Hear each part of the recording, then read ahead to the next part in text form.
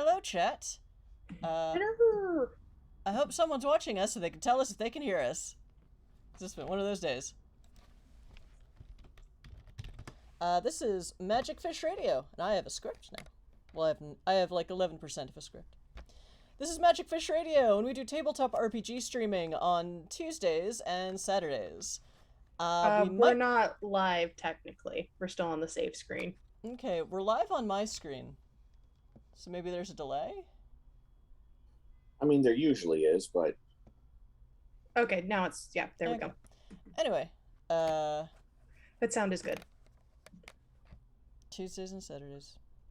I don't think we'll be streaming this Saturday because it's 4th of July weekend, but I still have to check in with people about that. And I have failed to do so yet this week because I've had a migraine for 2 days. Summer. Anyway, join the Discord. Join the Discord where the things I say make sense because I can edit them because they're text. Also, chat with us, because we're chill, we're cool. We've just spent a half hour talking about would it be better to be a toy or to have been a fiction-only character in one of these IPs, or to have been a toy that was turned into a fiction character later on.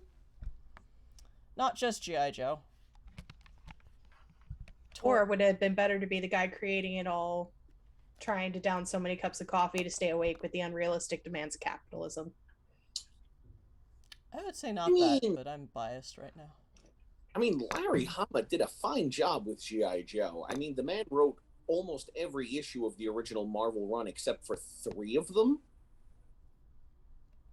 And he wrote that silent book in, 4 days? Not to mention, anytime any publisher ever got their hands on the G.I. Joe rights and went, we're going to continue off of the Marvel storyline, who's the first person they call? Larry Hama. Larry Hama has concluded the Marvel Comics timeline 3 different ways across 3 different publishers. That's a very Marvel thing. Yeah, true. Marvel doesn't do reboots like DC. They just keep going. Yeah. You just let Devil's Due, IDW, and Dreamwave do it. Anyway, so back to the stream. Because I have a script. We typically do character nerfs and buffs using channel points.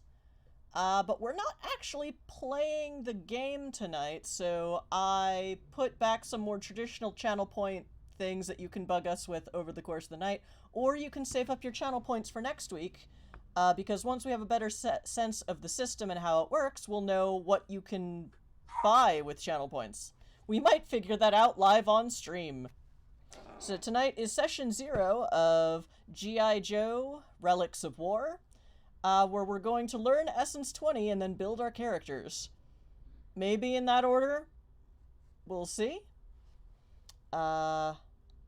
And now I can see the stream finally after rebooting Twitch 3 times. Yeah, Twitch has been tetchy today. It took me a few reloads just to watch a DJ I like. It is a bit weird. Did it forget the blood offering to Overlord Bezos? Maybe? Please don't cancel our stream. My screen also Overlord looks very Bezos doesn't dark accept right now. Only money. Oh. Blood money then. Why does my screen... My version of the Twitch feed looks very dark. Anyway. So we'll figure this out, chat.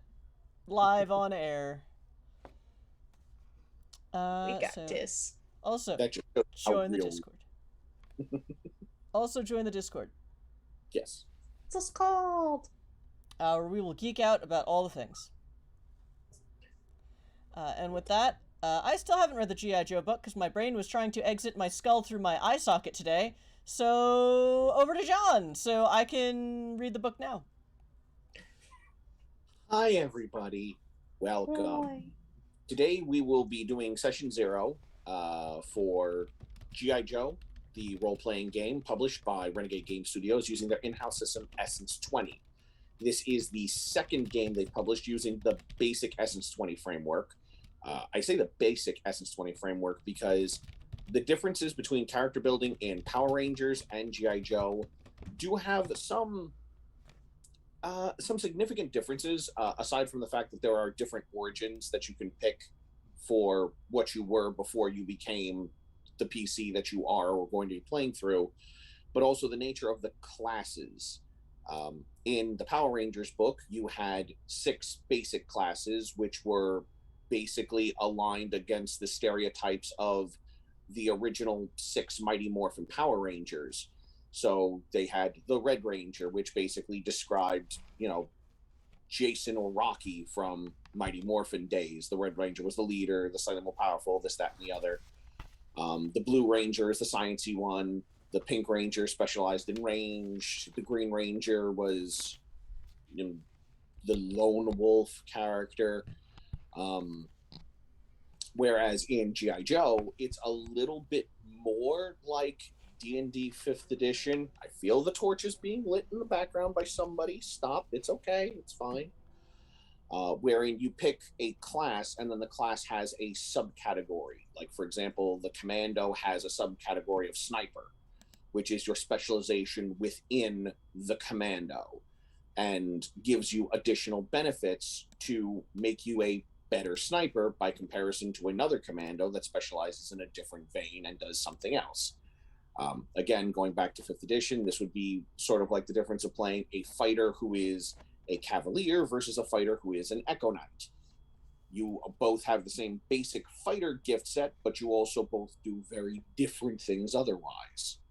So you can build a party of all Commandos, and all those Commandos, while having the same base abilities, can specialize in very different things. That being said, that is not recommended unless your game master is building a game where that works. The assumption with G.I. Joe is that a unit will be formed of the people necessary to complete an objective. So it is not uncommon to have one of every different class present in a squad. And those who are familiar with the G.I. Joe fiction will also know that command structure works a little bit differently.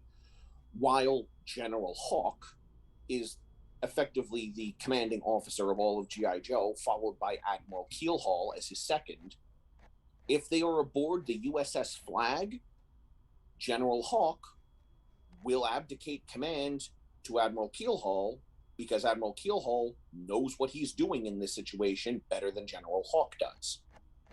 Which is also the reason why, more or less, the third most important member of G.I. Joe is Duke. Duke is a sergeant.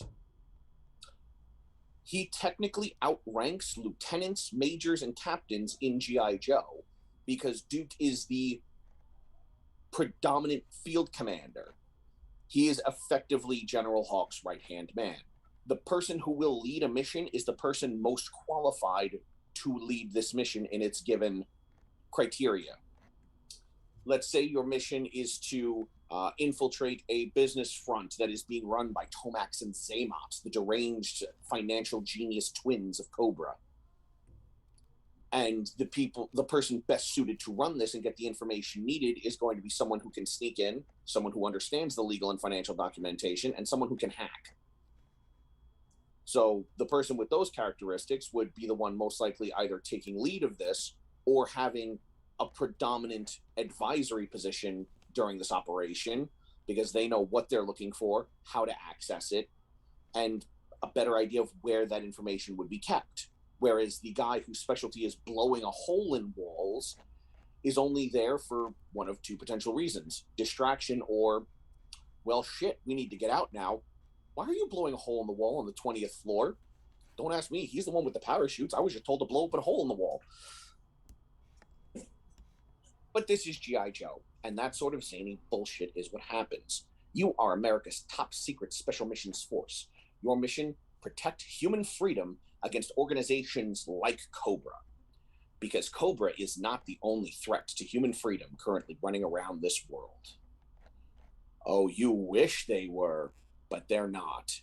For the Iron Army and Chaos also wander about, causing havoc where they will. And of course, the growing influences of Cobra's creators, Cobra Law. Those of you who watched the 86 movie, you're welcome. Nemesis Enforcer may make an appearance. That said, you don't need to know anything about this genre Not or at all. IP to watch our stream or play in Not it. at all. But Not if you even are a remotely. fan, John has promised us deep cuts. There are going to be some deep cuts to things that I think several members of the fandom may have forgotten, even though one of the characters affiliated to this deep cut has appeared in 3 different bits of fiction across 4 different timelines. It's a little weird. But I also know why Sergeant Savage isn't remembered too kindly in a lot of things, because he's more or less just G.I. Joe's answer to Captain America. That'll become clear eventually. But what we're here to do today is to discuss what this adventure is going to entail and to build characters so that we can have fun murdering deranged zealotous terrorists that are trying to take over the world and enslave humanity. Or murder humanity, depending upon which organization you're dealing with. So that being said, yes. So this adventure is going to begin during a moment of anniversary, a solemn one for G.I. Joe, because it will begin shortly before the anniversary of the murder of General Flagg. General Flagg having been the second commanding officer of G.I. Joe after its founder, General Joseph Colton, whose call sign when he was serving in the military was G.I. Joe, and was the call sign he used during World War II when serving with the Joint Allied Operations Action Force. There's a deep cut for all of you Marvel UK fans.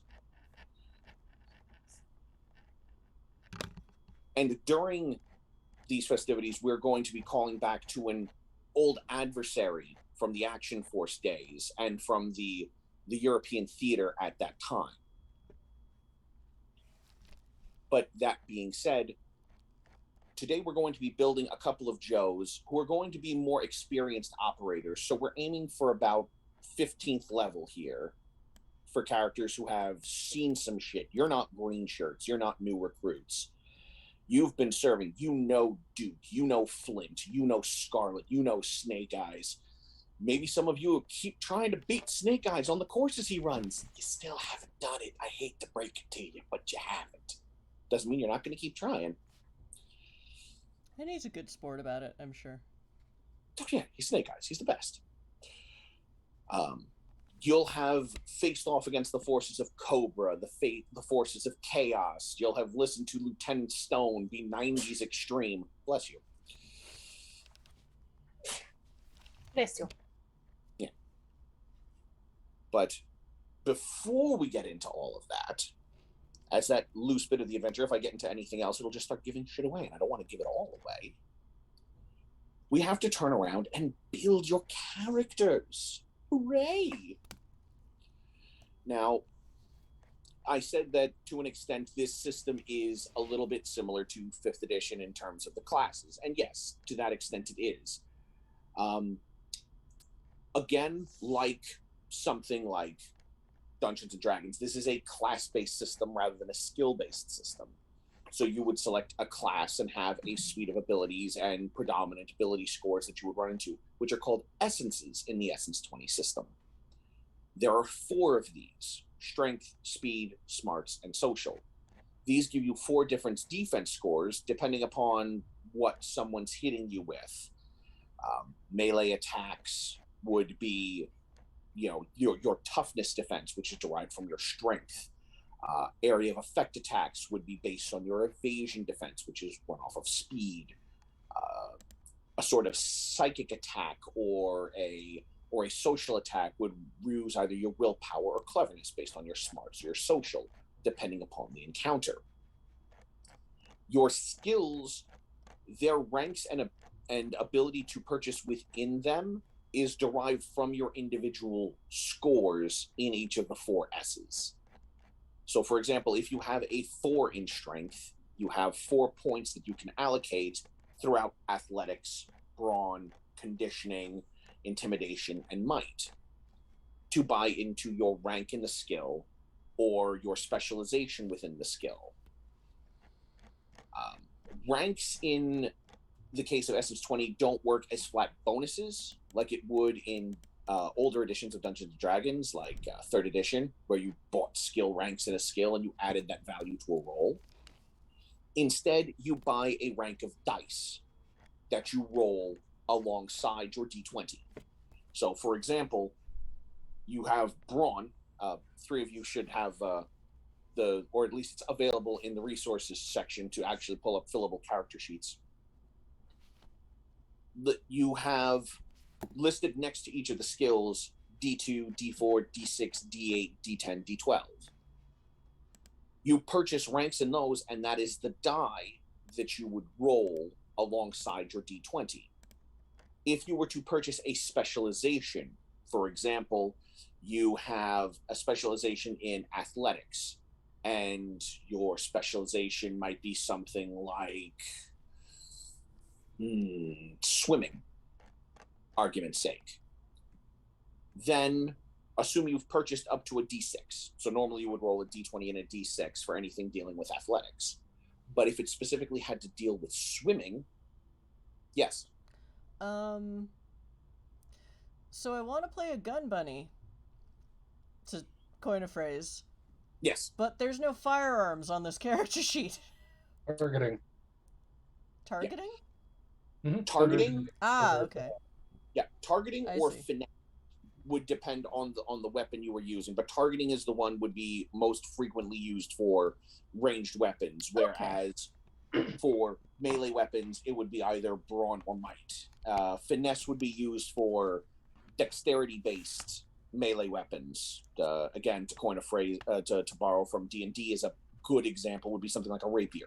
Mm-hmm. In the case of something like SS20, you might use finesse for something like a galot cable, or for a combat knife, something that you would subtly, or a ceramic knife rather, that you would move subtly to try and get. Gun kata would probably be finesse. You would definitely, the gun kata, I would say, would still probably deal more heavily with targeting, because even when you are performing the martial components, you're still often firing the gun at close range while forming the locks and blocks. Mm-hmm. And since the gun would still be the weapon you are using in that position, I would still use targeting for your dominant statistic in that.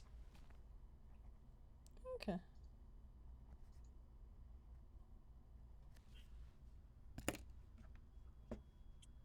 But again, if you purchase specialization in swimming and then you use that action and you bought up to a D6, you would roll your D20 as well as a D2, a D4, and a D6, and you would take whichever came up as the highest value and add that to your roll. Criticals also work a little weird in the Essence 20 system. Rather than you rolled a 20, huzzah, or in a system where you would be rolling low, like for example Call of Cthulhu, I rolled a 1, huzzah. Instead of it being on the D20, it is on when you use one of your ranked die, if it rolls on the highest value, except for the D2. Though there are certain perks and class features that will allow you to score criticals on a 2 on a D2. For the record, there are official SS20 dice for Power Rangers, G.I. Joe, Transformers, and My Little Pony. 2 of those are going to release shortly. 2 of them are, technically 7 of them are currently available, because there are 6 different sets for Power Rangers in different colors. But you can just play the game with a quarter or a silver dollar, and whichever one you want to make the D1 and the D2 is entirely up to you, because they're not marked with 1 or 2 pips. One side's got a Joe logo, one side's got a Cobra logo. Whichever one you want to be 1 is 1, whichever one you want to be 2 is 2. Cobra should be 2, because things are going twice as wrong if they show up. Lol. Okay, Distinct possibility. Bad joke. Yes. But yes, the first thing, the very, very first thing we're going to be talking about here in terms of the character creation is, what is your character's concept? What is your character's origin? How did they become a member of G.I. Joe? why did they become a member of GI Joe. It's not like GI Joe necessarily forces you to join.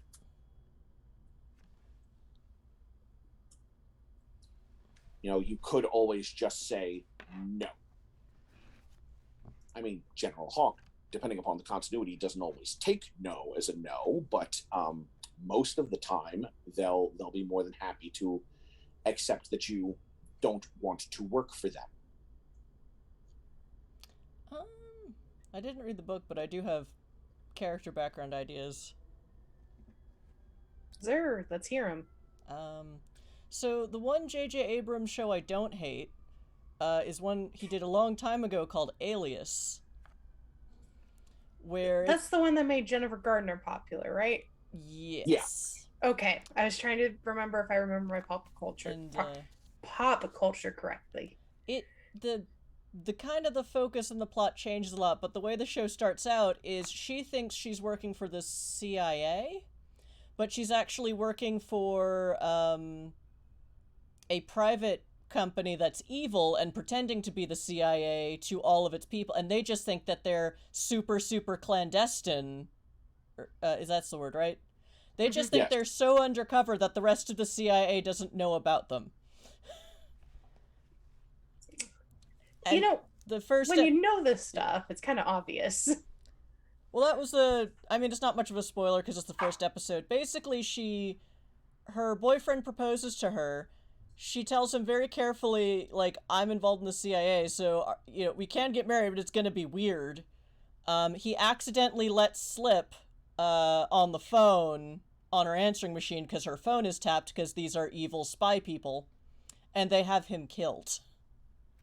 At which point she's like, am I really working for the CIA? And then other people clue her in, is like, no, that's not what's going on, but people already inside the bad guys organization who are trying to take it down then enlist her help because, well, vengeance is a good motivator. Usually. So yeah, that was the last time J.J. Abrams, like there was a weird mystic aspect to it, but it only showed up sometimes, and you didn't feel cheated by it never being fully explained, because there was, like, other stuff happening. Ah, yes. I don't know why I feel this disappointment with J.J. Abrams as I stare at the character of Finn. So, well, that's a rant for another stream. Yeah. Anyway. We just need a rant stream where we just go on a tangent.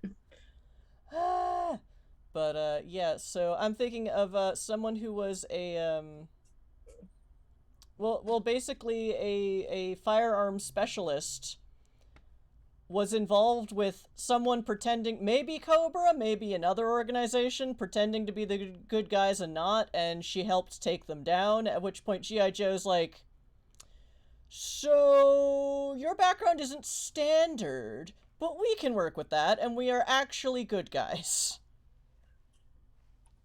I mean, to be fair, you would hardly be the first time that G.I. Joe took in ex-Cobra, ex-Chaos, ex-Alien Invader into their ranks. Yeah, and she did help take down the bad guys once she realized they were, and she's like, well, okay. There actually is, under the influences, which is part of how you... Checkered past. Yes, which has, at which they give an example of Mercer that says Cobra Defector. So you do have a perfectly viable origin right there for your character's origin, which, much like a background in D&D, I apologize for people who don't like me calling reference to 5th edition, but it's the best analog for what we're looking at right now. For a comparison, aside from other Essence 20 books, which people may not be as familiar with, as the system is, new, less than a year old, basically. And, I can't help but think, looking at some of these stats, it's like they're trying really, really hard to not be 5e. Maybe trying too hard, until they're exactly the same. A little bit. Anyway. It's almost like they have the same parent company. Which actually makes it all make less sense, really, but Yeah, that's another stream. yeah, that's another stream. Rant stream, crafty rant stream coming soon, where we all do arts and crafts and complain. The true Stitch and Bitch. Yeah, This zero would be a lot easier if you all just had access to D&D Beyond, and I already bought the books. Just saying. Everything I mean, organized, pull from list. I have access to it. Is this on D&D? Is it? No, it isn't. Oh, it is not. Okay. That's what I'm saying. This would be a lot easier if it was Oh. on. well, like all of them, all games would be easier in that context. Well, yes, but this one is owned by Hasbro, like Wizards is. Yeah. Craft and Rant stream coming soon. Yes. So yes, with your checkered past, which is on page 47 for those who happen to have a copy of the book and are looking. If you're looking at a PDF, this might come up as page 48 or 49. Well, it's numbered as page 47. Oh no, mine is actually page 47. Good job, whoever made this PDF. Yeah. That is a pet peeve of mine with so many PDFs. Yeah. So they get a plus. They get an A in PDF. Well, formatting. There we go. Yeah. So, for an example, as your influence perk, your benefit off of this influence, you think outside the box compared to traditional Joe thinking, and you gain an edge, effectively rolling advantage, on smart skill tests when looking for weaknesses, flaws in security, or hidden items. So if I were evil, how would I have done this? I remember being evil. What would I do if I were still evil? How would my boss have done this? Because my old boss was evil. Now, there are also recommendations for hang-ups, which are not things you need to take when you take one origin. But they can be suggestions to help roleplay your characters. However, you don't have much, as an opposition to D&D's background features, you don't have to take just one influence. You can have 2, you can have 3. They don't recommend more than 3, because at that point, you're just sort of grabbing for any benefit you can, and it gets a little harder to explain how these 4 very different influences may be part of a cohesive backstory that isn't just you trying to come up with flimsy excuses for why you get edges in 6 different skill checks. Yeah, red mage syndrome. Yeah. Natural 20 beats all. Rock, paper, scissors. D20! I don't think that's how this game works. Natural 20 beats all! It's from an old webcomic. Yes.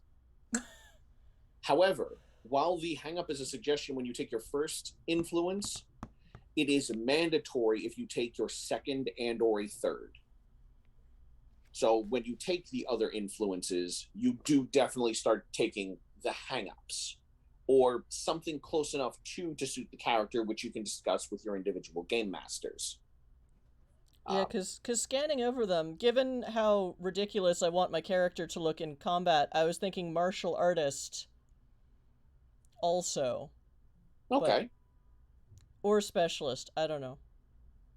Again, you can wind up taking all 3 of those, but for 2 of them, whichever ones you deem your second and third influences, which would presumably be the order in which you acquired or interacted with these influences moving through your timeline, you have to take those hang-ups, or again, have those hang-ups changed to be appropriate for your narrative, which you discuss with your game master if that's the case. So hang-up is also it's not optional, but it's malleable.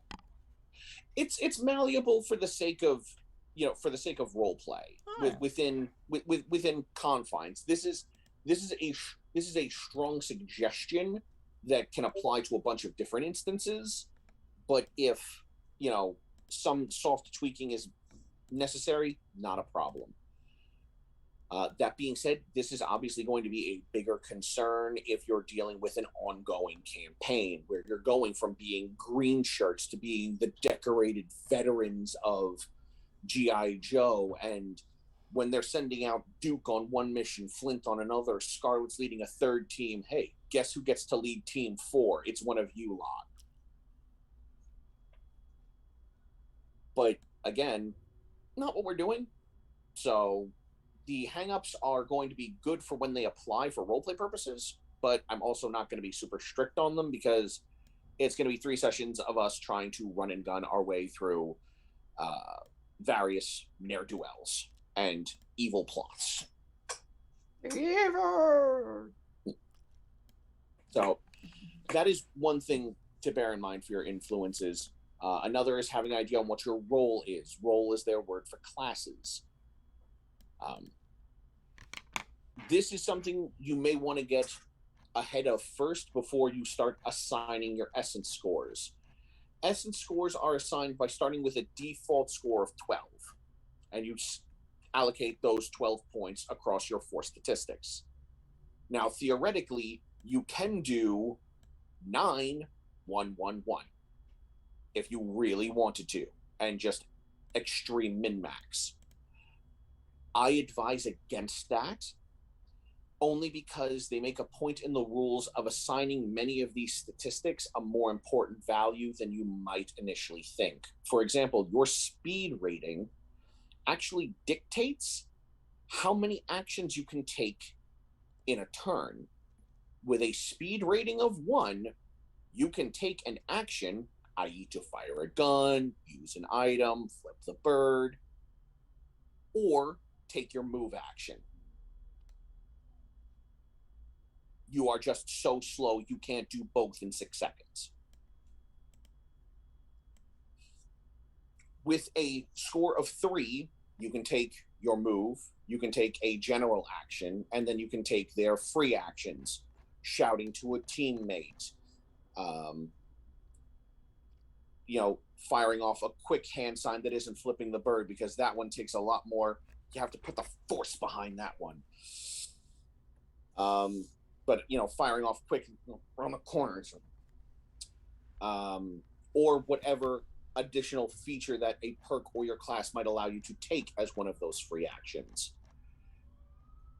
You can also start engaging into this weird breakdown where you can sacrifice your general action for 2 free actions. So if you have 3 different free action features you can do in a turn, you can sacrifice your general action to do all 3 of them. It's a little odd, but it's an option.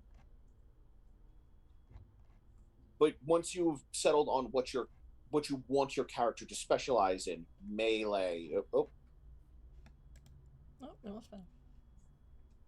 Okay, we have lost the Fennec for a for a personal reason. We will no problem. We will proceed. But yes, if you want your character to specialize in firearms or to specialize in melee, then you'll know you want to put more points into speed, which relates to targeting, which you would use for firearms, or into strength, which deals with the skills you would be using for fisticuffs or melee, like brawn or might.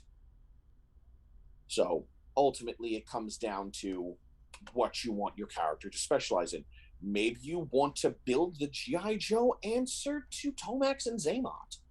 Just this charming, intellectual figure who's going to get what they need done and exist as for example, going back to the narrative before when discussing the team breakdowns, a forensic accountant who is now looking through this paperwork of a Cobra shell company in order to expose that this company is in fact involved with Cobra, the terrorist organization. The white-collar department. Exactly. But G.I. Joe's white-collar department also knows how to take a gun and, shoot a terrorist with it. An important thing to note is that not every member of G.I. Joe actually originates in the military. Some were police officers, some were other forms of government agent like the FBI, CIA, NSA, and some were just people. Some were just people with a very unique set of skills that G.I. Joe needed. So they went, they recruited them, they gave them training, because, again, the paper pushers in G.I. Joe still know how to put a nice, neat little hole between your eyes. Not necessarily as well as the ones who are always in the field, but enough. It's like Starfleet. Yeah, It's a good way of looking at it.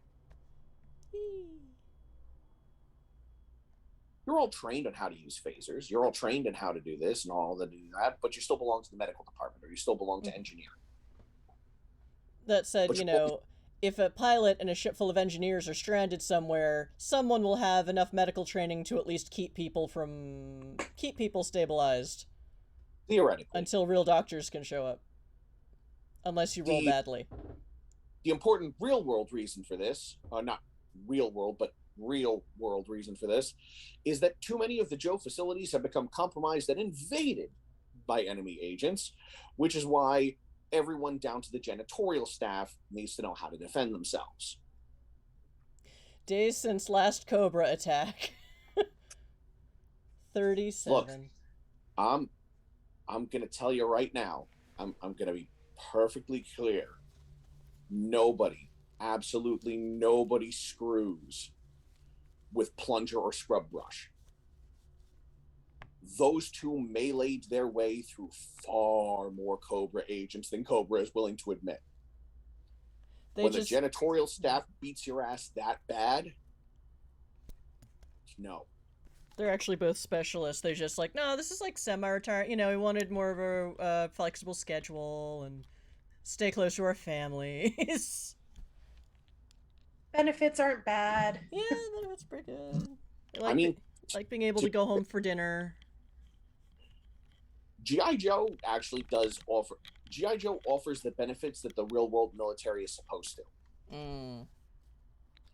Including free, though mandatory, psychological evaluations and therapy sessions when necessary.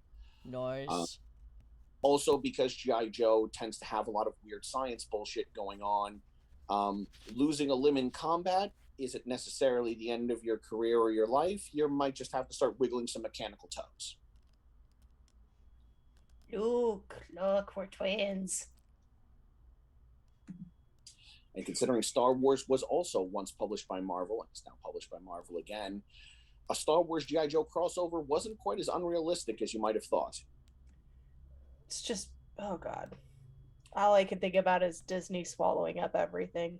Yeah. Anyways. So. Too much reality. Back to fantasy, Army Land. Sorry. So we have one person here who wants to specialize in mid to short range firearm martial arts. That's fine. I think, if I remember correctly, the commando is the one that has a extra attack progression similar to the fighter in 5th edition. So you get multiple extra attack actions over the course of your character's development rather than just the 1 attack a turn or the 2 attacks a turn. And you might actually wind up with 4 by the time you reach level 20. So a 15th level character should have 3. Which would better accommodate your ha ha ha ha bam from Equilibrium. Excuse me. The purple ninja never loses. No, I'm not going to be the purple ninja. Though I'm sure someone will someday. That's a Zoe. That's a Zombie Orpheus joke that spans different IPs. The purple ninja. Me brain's mostly fried because I'm trying to find a healer class, but if I'm reading this correctly, healing's done through science, so that would put me as a technicalist. I believe there is a medic specialization. I will double check that now, but I'm almost certain that medic is a specialization for infantry. Okay, so be infantry. There's also a first responder something.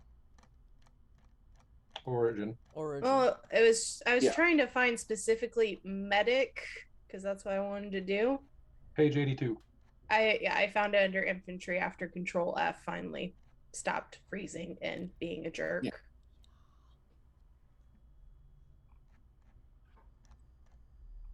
So I was thinking of medic if no one wants to claim it. I don't think you have any competition for that, and depending upon how your run and gun associate goes, you might be a regular member of their unit. I figure every unit needs a medic, and like I was also considering the shady. Is it shady crooked pass? Shady pass? Checkered path. Checkered. Okay. Are we gonna be the Suicide Squad? Y'all are Yeah, new. Go at it. Show us what you can do, guys. The G.I. Joe Suicide Squad. Oh boy, that's you're all ex-Cobra. You were. To be fair, most ex-Cobra agents are either trained or under the supervision of Snake Eyes or Sergeant Slaughter. So all I'm hearing is the Suicide Squad parallel is becoming more and more accurate. I have checkered pass, but for a very different reason. Out of curiosity, why were you thinking of taking checkered pass, Ardaz? I am leaning into the Relic of War aspect of this. Do do do do do do do. I am playing an old soldier. Oh. So you've been a soldier too long to have a clean record? No, but there are questions that when you look at the numbers, things don't add up. Is Bart just coming over into G.I. Joe? No, that would be silly. Is it? It is. I mean, he wouldn't be playing soldier at that point. There is a class that gives you a beast companion. No, I was looking at conceptually Juggernaut. Okay. So basically, while working for other branches of the U.S. military, you've done things that were questionable, and your records say that you were elsewhere. Kind of, yeah. I'll tell you about it later on. Suddenly, I'm eager to turn this into an actual campaign because I want to see these characters grow. But for now, we'll run this adventure and see what happens. Because you all might hate the system. Yeah, taking other influences as well. Okay. Martial artist and nomad. Interesting. All right. Honestly, but that ties in if they're the mystery, fixer. I don't fix things. I break things. Okay. When I say fixer. Yeah. He's the mechanic. He's the cleaner. Thank you. That was the word. Hello, I am Mr. Wolf and I solve problems. No, my code name is probably Babylon. Maybe mine should be Friendly Fire. How often have you gotten an associate? Or do you just shoot with a smile? No, she doesn't smile is the thing. I think it's meant to be ironic. Aha. But on the other hand, she did shoot up a whole bunch of Cobra at one point. So yes? With just bullets not... or with other things? With what? With bullets or with other things? Probably bullets. Okay. I mean, you can turn most about anything into a projectile that has the kinetic force of a bullet. Yeah. If you're clever enough. Yep. Where is improvised I don't know if that weapon was in character or out on the of character character. sheet? Where would improvised weapons go on the character sheet? It would depend on how you were improvising the weapon. But yes, on page 2, you should find all of the options for where you'll be putting your gear, your weapons, their ranges, how many hands it takes to use them. Sorry, go ahead. Yeah. No, keep going. I was jump in after. just reading off things like traits, effects, alternate effects. If you have any upgrades on them, that was about it. Gotcha. So, like, for my checkered past, I was thinking ex-Cobra agent. Like, Okay. she got lured in with the promise of like, here, we're doing cutting edge medical research. Might not have been as ethical as people would have liked. To be fair, What do you mean I work for Hydra? How they got that is actually how they brought in Mindbender in at least 2 different continuities. I have no clue who that is, but cool. Dr. You'll recognize Mindbender is okay. Cobra's chief scientist, and he's the levels of depravity to which he aspires or devolves, depending upon your point of view, really depends upon the fiction in which he exists. Hail no, Por bro. qué los dos? Yeah. I mean, to be fair, in most continuities, he also started as a dentist. So, I mean, we all have an idea for where the levels of depravity can go from there. Especially Son, be a dentist. I think he actually hums that in an issue of the Marvel Comics, now that I think about it. Not a great character to aspire to. Yeesh. Yes, but Steve Martin absolutely killed that role. And then was killed in that role. Well, yes. Spoilers if you haven't seen Little Shop of Horrors, people, but it's been You know, like 40 50 years old at years. this point. A 40-year-old movie / musical. Yeah. That's I gross. should specify / stage musical. / sci-fi, serious sci-fi movie. Was it? It was originally like a sci-fi movie where it was more serious and less musical, and then it got turned into the campy. Woohoo. Nice. Oh yes, because test audiences were so upset about the ending where everything won. Yes. Oh no, that was the original ending of the musical movie. Yeah. Of the campy movie, where the plants win. But yeah, so I figured. And there was, if you find it, chat, it's a whole thing of the giant plants attacking New York, and it's awesome. It really is. I think it's available on the DVD anniversary edition or the Blu-ray anniversary edition. And it's probably on At this YouTube. point. On Yeah. YouTube, definitely somewhere. But yeah, I figure at some point she does kind of have a qualm about, well, maybe we shouldn't be experimenting on, prisoners, and that's bad. Maybe I should call the judge. Hey, you want a Cobra base? So you're a Great, get me whistleblower. out. Yeah. Yay. Now, here's my question. What do you mean this whole organization is evil? Now, my only question in regards to that would be is what sort of medical procedures were you specializing in? Because that would really depend on the things you may or may not have seen that would prompt you to leave Cobra. And some of that could be more scarring than others. Don't they do like nanotech and cybernetic stuff?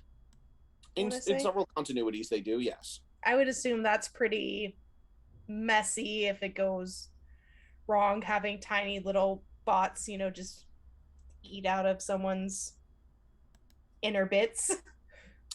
Yeah.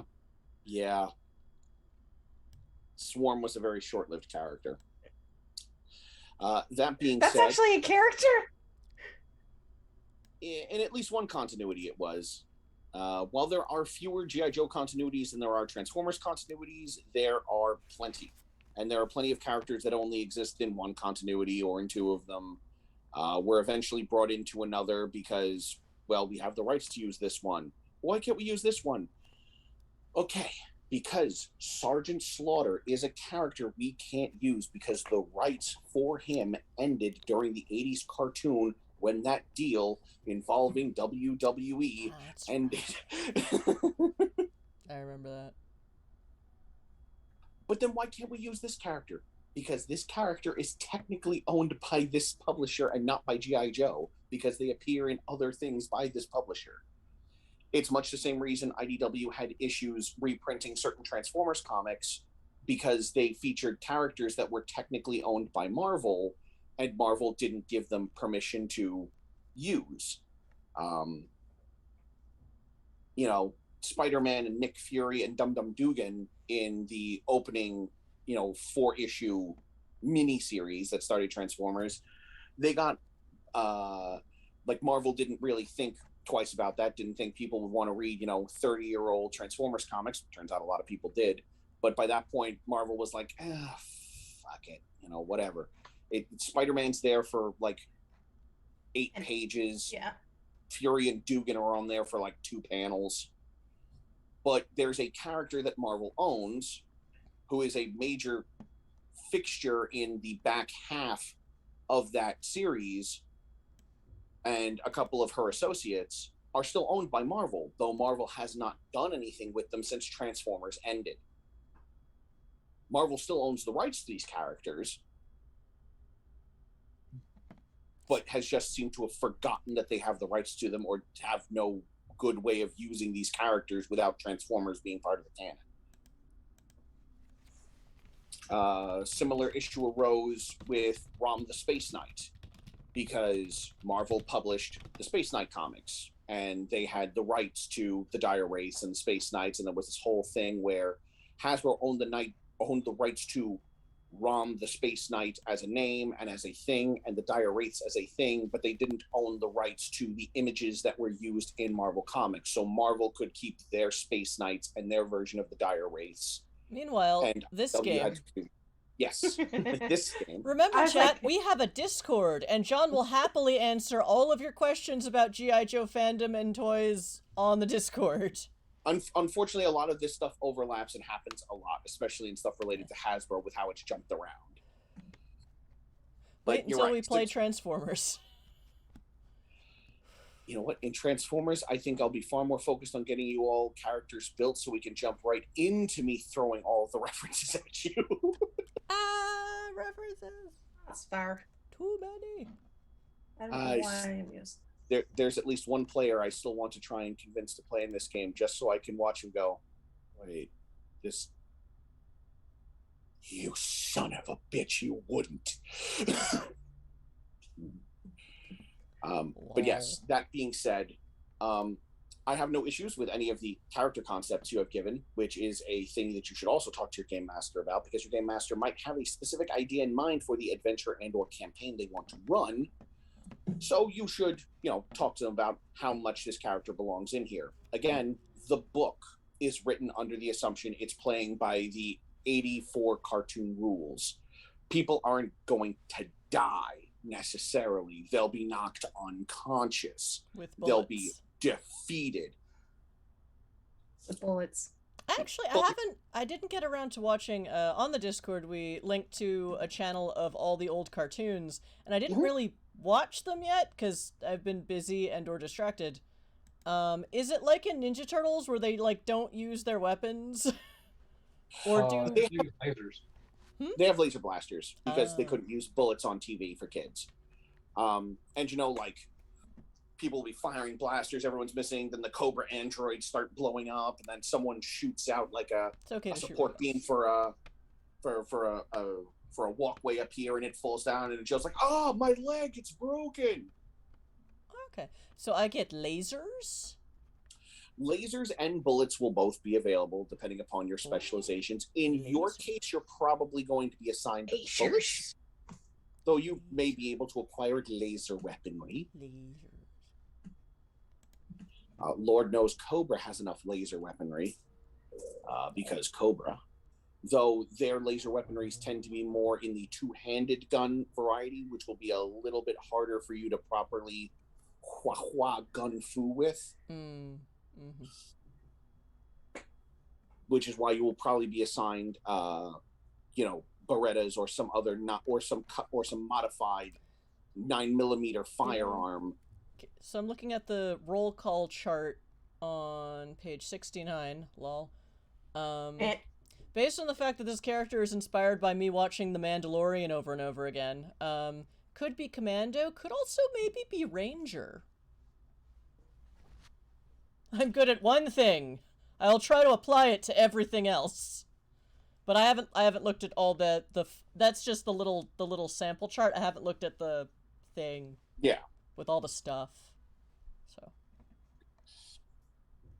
that's one option. The Ranger, oh no, I'm sorry. Commando wouldn't be the one that gives you that. I think actually infantry is the one that gives you the multiple attacks. But that's 6 1/2 dozen of the other at this point. We can look through that as we reach that component. But the Ranger is the Rangers Cowboys? much like not well. I think they are the one that have the animal subcategory, the animal subclass. But so I could be the stone cold assassin with a pet bear or a kitten. Don't mess with the kitten or a dog. No, we have. Bad things happen to dogs in these circumstances. Or for so I've heard from the John Wick movies. So, I mean, I don't think anything bad has ever happened to Order. I don't know what that means. Order's the counterpart to Law, who's an MP. Yeah, Law and Order are an MP and an MP dog who serve in GI Joe. Aww. Oh. And because the two of them only ever serve together, their two call signs are just Law and Order. When you're calling for one, you're calling for both. And then Makes there was the sense. sailor with the parrot. That would be Shipwreck. And Polly. Yes, and Polly. Though to be fair, people will often call for one over the other. Yeah, everybody likes More Polly. often they're calling for Polly over Shipwreck. Oh. That's poor guy. Your correct talks a lot of shit. Polly does too, but it's slightly more endearing. Well, This is parrot. But Polly will also pull a laser beak and come back and go, "Meow, Cobra access code 6 Alpha 948 12 3. Meow." And also has a bird. tendency to steal important data, things that it can fit in its beak. Like I said, pulling laser beak. So, Chad, if you had any qualms, any concerns that this stream will not be true or knowledgeable of the source material, let us lay those fears to rest. Yes. 2 of our members are very knowledgeable. Yes, and one of them is the GM, so yeah. Go Joe. I guess. Yo, Joe. Yo Joe. Knowing is half the battle. G.I. Joe. I remember that. Pork chop sandwiches. Pork chop sandwiches. Sorry, that's a G.I. Joe meme that came about like 10 or 15 years ago. We're going to move on from that one. You can look that one up later, kids. I don't know if I want to. They basically take all of the public service announcement bits from the end of episodes of G.I. Joe and then dub them over in like stupid and amusing fashions. Ah. Give him the stick. Don't give him the stick. Okay. Gotcha. Yes, right. So, moving on. Moving on just a little bit. So, yes, when you have an idea for what your character will specialize in, you can assign your points. So, again, if you know that you're going to be specializing in firearms, you're going to want to put points in targeting. So maybe you're going to want to assign a higher point, more points into speed.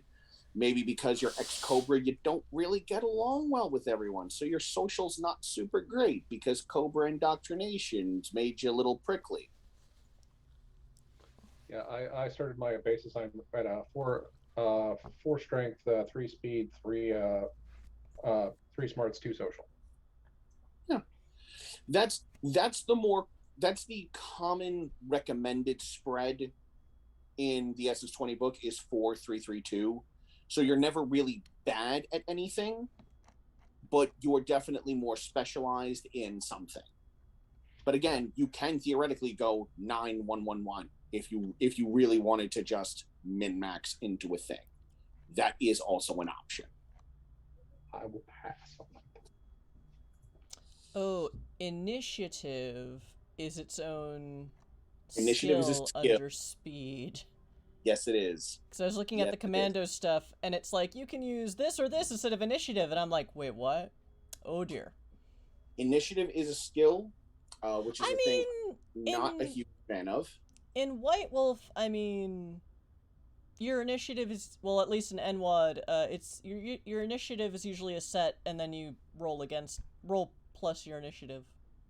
Well, in the LARPs. Yeah. So, and that is usually based on speed and something else. Yeah. I forget what.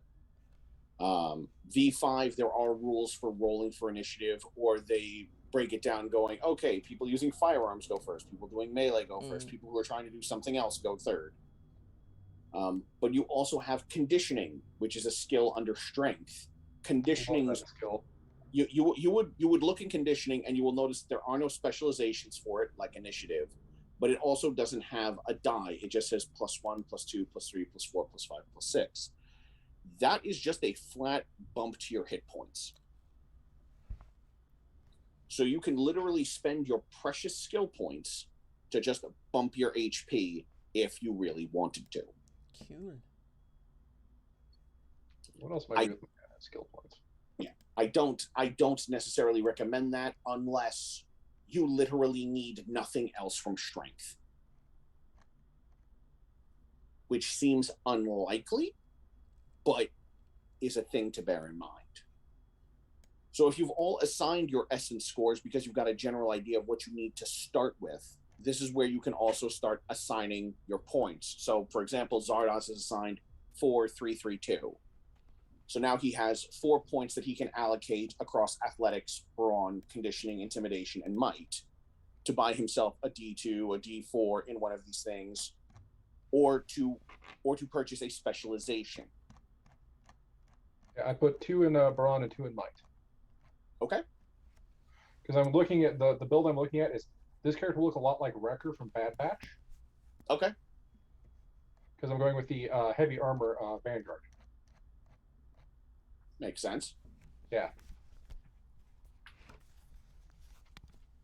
That makes absolute sense.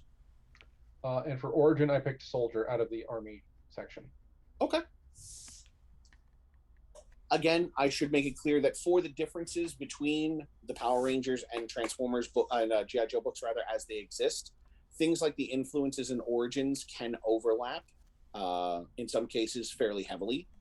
So those options are also available to you from the Power Rangers book, yes. What command level are we starting at?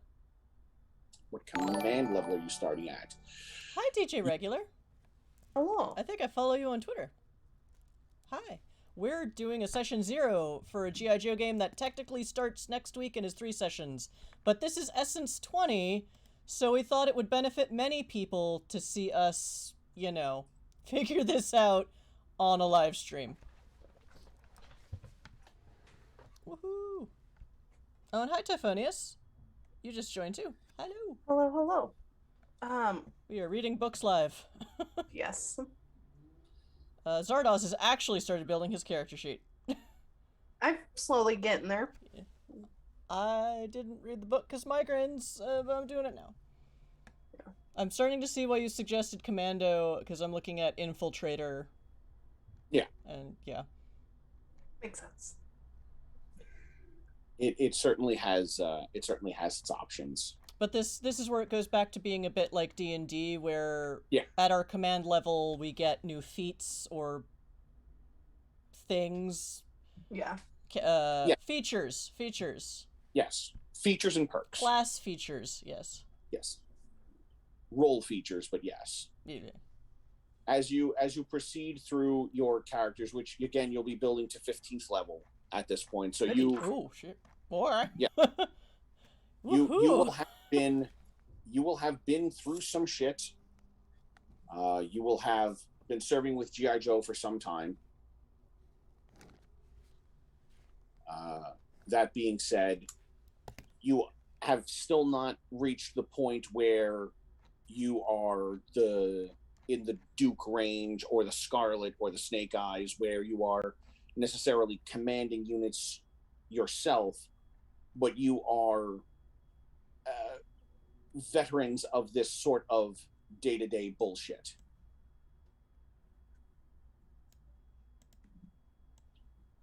And we essentially, at this point, you're looking at something that's going to be very familiar to anyone who's played D&D 5th edition or 3.5. I haven't played enough 4th to comment on how similar this will be in terms of progression, but I assume not too far off, where your character is going to advance, and at certain levels you're going to get perks, class features, etc., etc. The one thing that they do here is, instead of you getting an ability score increase every 3 levels, like in 3.5, or every 4 levels, you get the ASI increase in 5th edition. When you advance in a level, you will get bonuses to specific essence scores based on your class. So, for example, the Commando at 1st level gains a +1 to speed and a +1 to social. At second level, they gain another +1 to speed. At the third level, they gain another +1 to social. And then at fourth level, they gain a +1 to smarts, whether or not they're using them. What was that? Brain go burr. I still couldn't hear you. Brain go burr. Yeah. It's the best I can come up with is that this is their attempts to keep the characters balanced and from being min-maxy. But mostly I look at it and go, yes, but if my campaign does not require social, or if I'm just not the character who walks up and talks their way into the thing, I'm the one who shoots their way in or out of things, I don't need these +1s to social.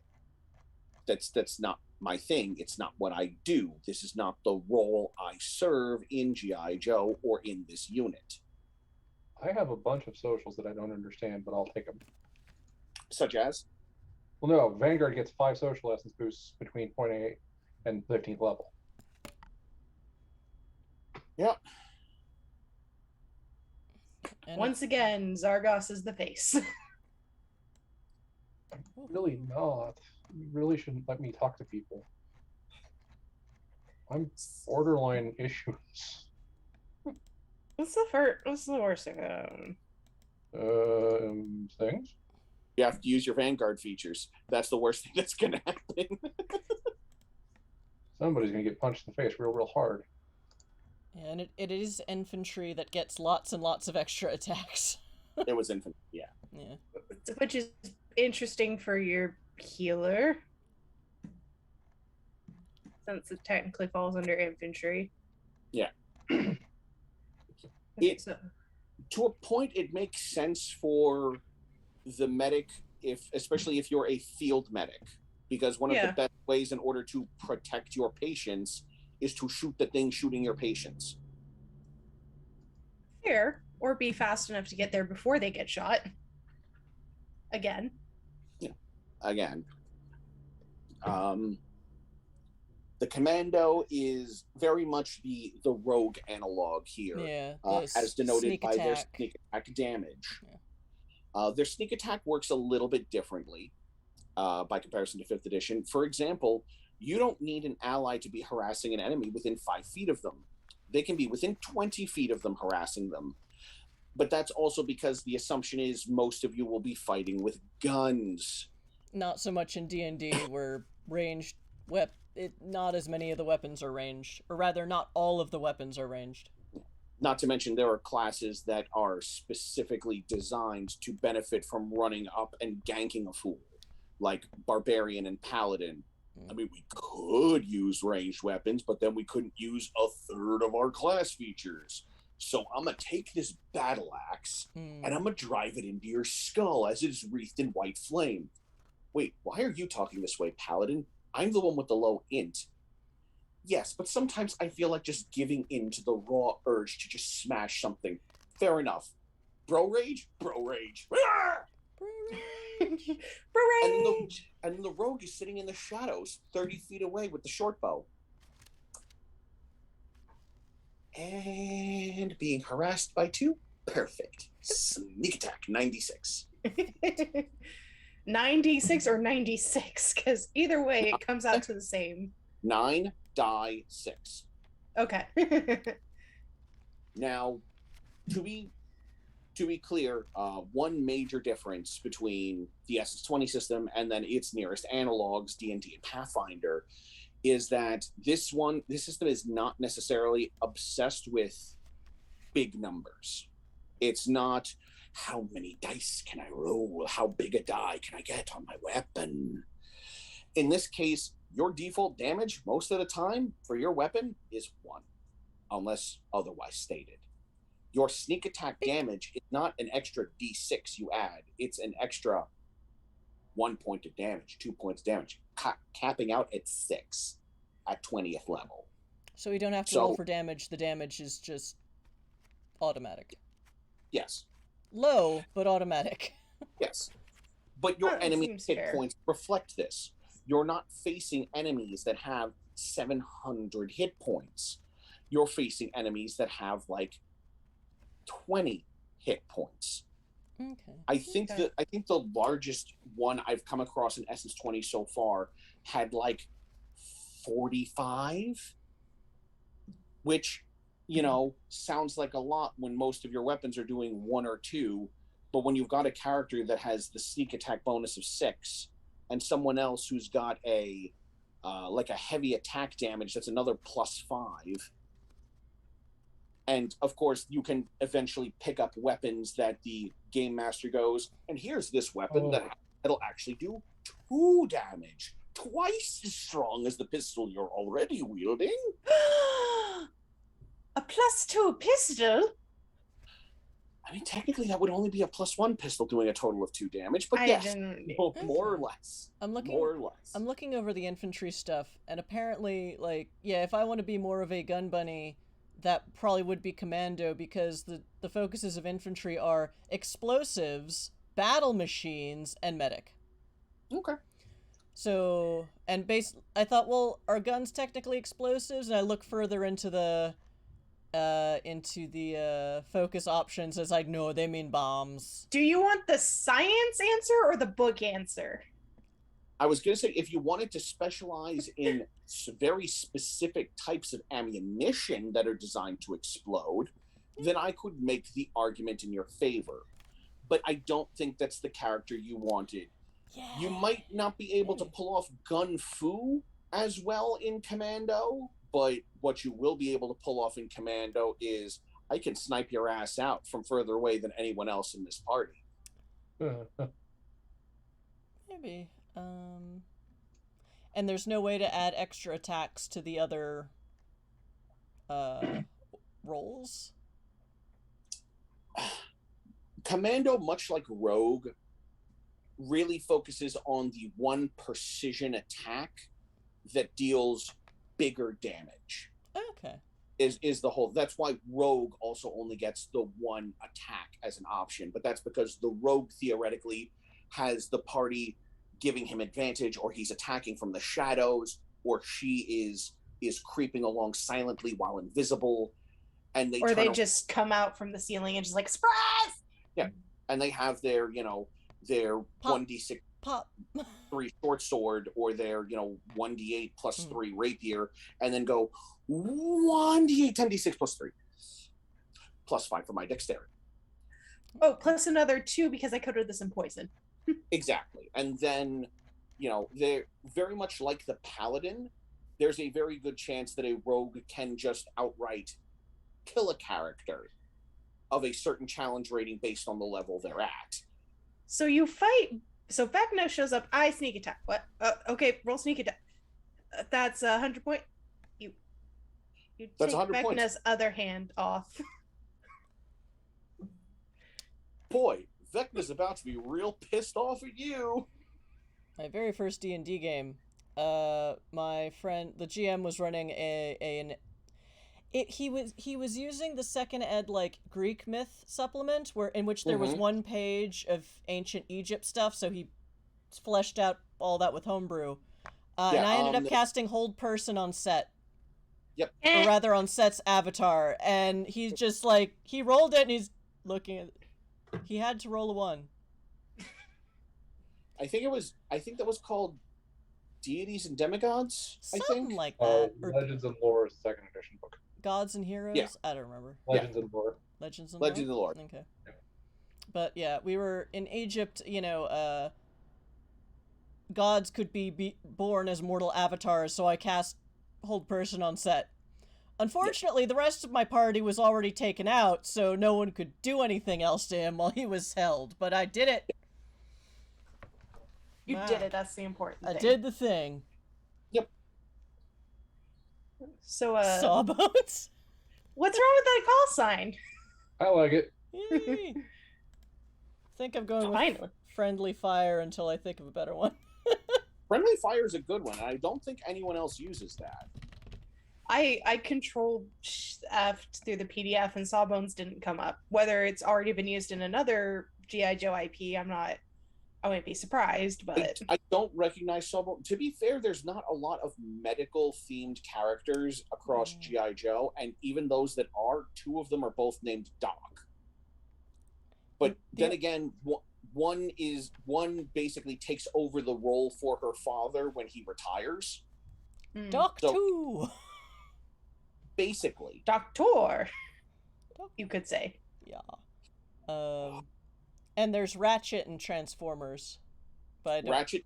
Ratchet is a medical character in Transformers, as is Pharma, Ambulon, First Aid. Actually, most members of the Defensor team have some form of medical training, though Blades would rather cut people open than put them back together, which is why he hates working with the Protectobots most of the time. But yeah, there's far more characters with medical bents in Transformers than there are in G.I. Joe. Good to know. Okay, and the Rangers are more survival experts. Yeah. Okay. So not cowboy Rangers, but like actual, I've been stranded in the desert and need to deal with this. Yeah. Oh, and that's so they get and they're the ones that get Beastmaster because they are of the wilds. They are the druids and the rangers, and they get an animal companion. More or less. All right. Okay, I did my sheet wrong. Okay, it's supposed to be infantry in the role, and then medic is the focus. Yes. So basically, role is your class, and then focus is your subclass. Yes. Got it. Sorry to keep using D&D and Pathfinder terms, kids, but that's what we know best. I mean, to be fair, you're not wrong. It genuinely feels like they use these terms purely to be different rather than to be recognizable and convenient. And accessible.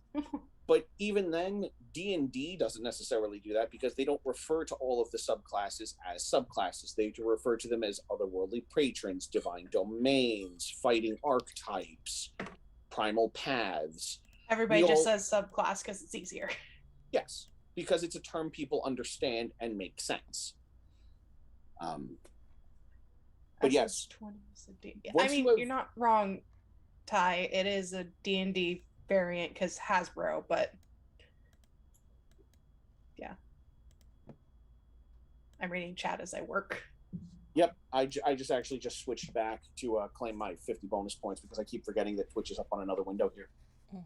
Okay, I'm now also looking at Renegade and the door kicker focus. There was a 50-50 chance I was going door kicker just for fun. Yeah. Sky full of lead. Yes. Maybe we'll see. I might have to not build my character on stream because I'm too busy deciding what to do. Well, that's okay because we got sidetracked into roles, but we also kind of skipped the step. Oh. What step? After well, they kind of separated background into two different things: your influence and your origin. Your influence are things that shaped you as a person. Your origin is kind of what you were doing before you got into G.I. Joe. Now, in the G.I. Joe core book, a lot of these assumptions are you had an Army origin, or a Navy origin, or an Air Force, or Marines.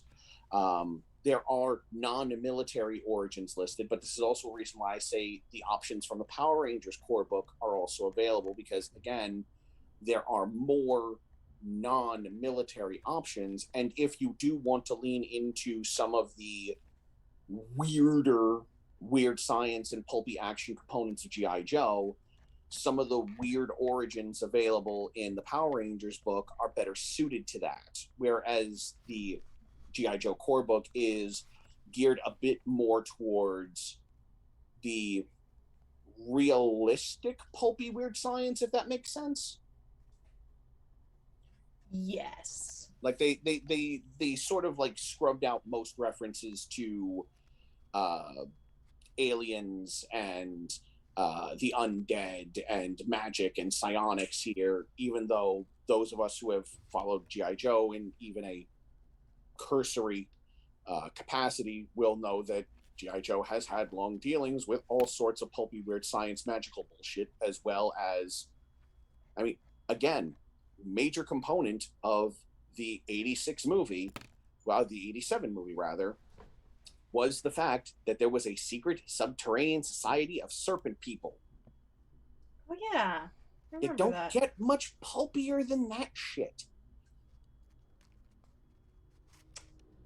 And considering Cobra, back in its earliest incarnations, much like the Decepticons in their earliest incarnations, had a lot more of like a Nazi bent to them, especially in the way they saluted. I mean, plenty of Pulp Fiction involved you punching a Nazi. I mean, it's just... It's all It's a time-honored tradition. Exactly. Though to be fair, the Nazis the Joes tended to punch had very little to do with Cobra. Aside from one Nazi having had a hand in developing Cobra as an organization. But, you know, Cobra's never exactly hired the best. But your origin is important because your origin also gives you bonus essence points in certain categories, as well as other bonus skill options, and will denote bonuses to your movement or certain bonuses to skills or give you specializations. So it gives you more options to more heavily customize your character as you're going through. Got it. So, for example, looking at the soldier origin, you get to increase either your speed or strength by 1. Under origin skill, it says your origin trained you in one of the following skills. So whether you put it into speed or strength, that +1 needs to go into one of the skills listed there, because that's what you were trained in during your time as a soldier. So it gives you the +1 to your stats, and then it tells you you can put that +1 into one of these 4 things, depending upon if you put it into speed, these 2, or strength, these 2. I'm more than content to ease that back and go, you can put your point into speed or strength and then just stick the point into whichever speed or strength skill you want. I'm perfectly fine with that. I'm still debating on whether or not I want to say screw it to the structured +1s and then just go, you gain exactly as many essence points at a given level as that chart says. Put it wherever the hell you want. Suddenly Zardoz just got a little happy. It's so rare to see him smile. I've gotten my points assigned, so making that decision would make me rearrange my points, which is fine, because my points are currently sitting at, with my class bonuses, I have a strength 11, speed 7, smarts 5, social 7. That's a really good spread. Yeah. I have might. I have all 5 points in might, and I have a martial arts specialization. Mm-hmm. I have brawn to D6. I have intimidation to D2. Hopping over to speed, I have driving at D2, finesse D2, infiltration D2, and targeting up to D8. Smarts, I have 1 point in alertness, 1 point in culture, and 3 points in technology because I have 2 with a vanguard. For my armor, I have to make technology checks with the armor, so it's gotten a boost. Gotcha. And then over in social, I have 2 points in deception, 2 points in performance, and 3 points in persuasion because I have to be the face. Yeah. You don't and suddenly have you're to like, be. Yeah. I will put this to all of you then. Do you want me to relax this for the sake of the adventure, or keep it as close to the base rules for the adventure, and then we decide from there if we want to relax it, if we want to do a longer form thing sometime further down the line? That second option sounds good. Okay. Brain is just too tired to regurgitate that in actual words. Effectively, what we're doing is a 3-episode playtest. Yes. So, yeah, tweaking it if we decide to go to do a longer campaign. You know, tweaking it further. I mean, this. Yeah. Should we be open to possibly having to change rules between games because we have to? In case it comes up. I want this to work very, very badly because I want Transformers to work very, very, very badly. Gaming gods, be kind. It's already been pushed back 3 John times. is already so sad. Don't let them screw up Transformers. Gaming gods, are you listening? Please hold for the next available representative. Usually the gaming gods talk through dice, so it's hard just talking to them directly. Sorry, Joe. Sorry, John. But it's... No! Don't roll it! Well, I that's don't know not a good face. No, that's not. I'm trying to decide right now if they're trying to tell me this is along the D&D mentality, roll high, or if this is the Call of Cthulhu mentality, roll low. Is it roll high in Transformers or roll low if it's Essence 20? It's Essence 20, so it will be roll high. Okay, how'd we do? I rolled a 73. Oh, That's like a C-. That's not terrible.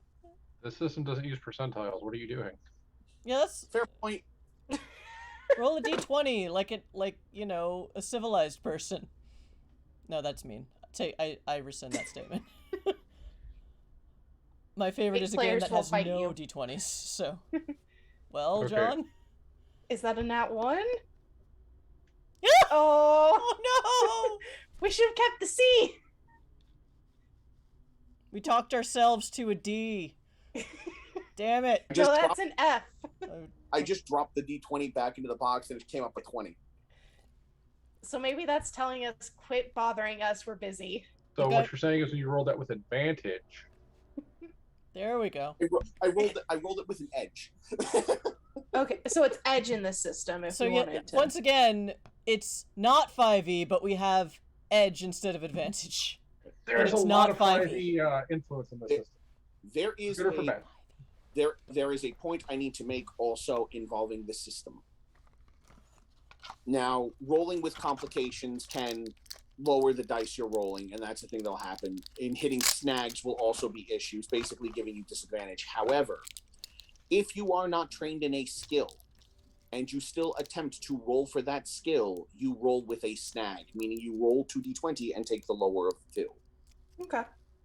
So, argument's sake, you're not the face. You haven't allocated any points into persuasion, but you have to try and charm your way past this past this bouncer in order to get inside and speak to this drug runner who's helping to supply a local terror cell. Doesn't my armor look so cool, dude? What could I possibly do with armor? I assume you're undercover at this point, but you would roll a disadvantage for that if you hadn't had any points in persuasion. Essence 20. Typhonius Essence 20 is a D&D variant. You mean like with the TVA? Like this is an alternate timeline of D&D? Oh no. Oh no. No, that's what Pathfinder is, though it's an acceptable variant.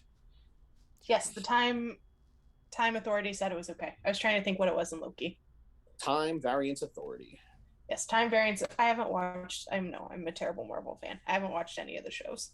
You're not. You're not a terrible Marvel fan. You're not. Marvel is something you should watch whatever you enjoy.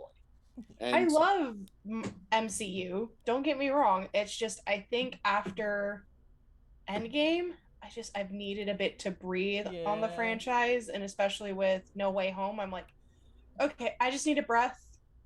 I'll come back to you in 6 months. We'll call it good. I still have See you then. I still haven't seen the Spider-Man movies, but so much as we complain about things on this channel chat, the party line of Magic Fish Radio is as long as you're not hurting yourself or anyone else, there's no wrong way to do fandom.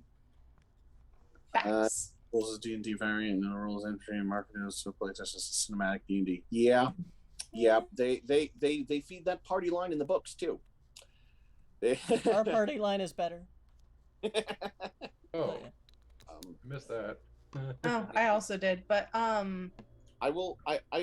make this point in that it will sometimes sound like I'm very critical of things that I love, and that is because we are nerd kind. It is our way.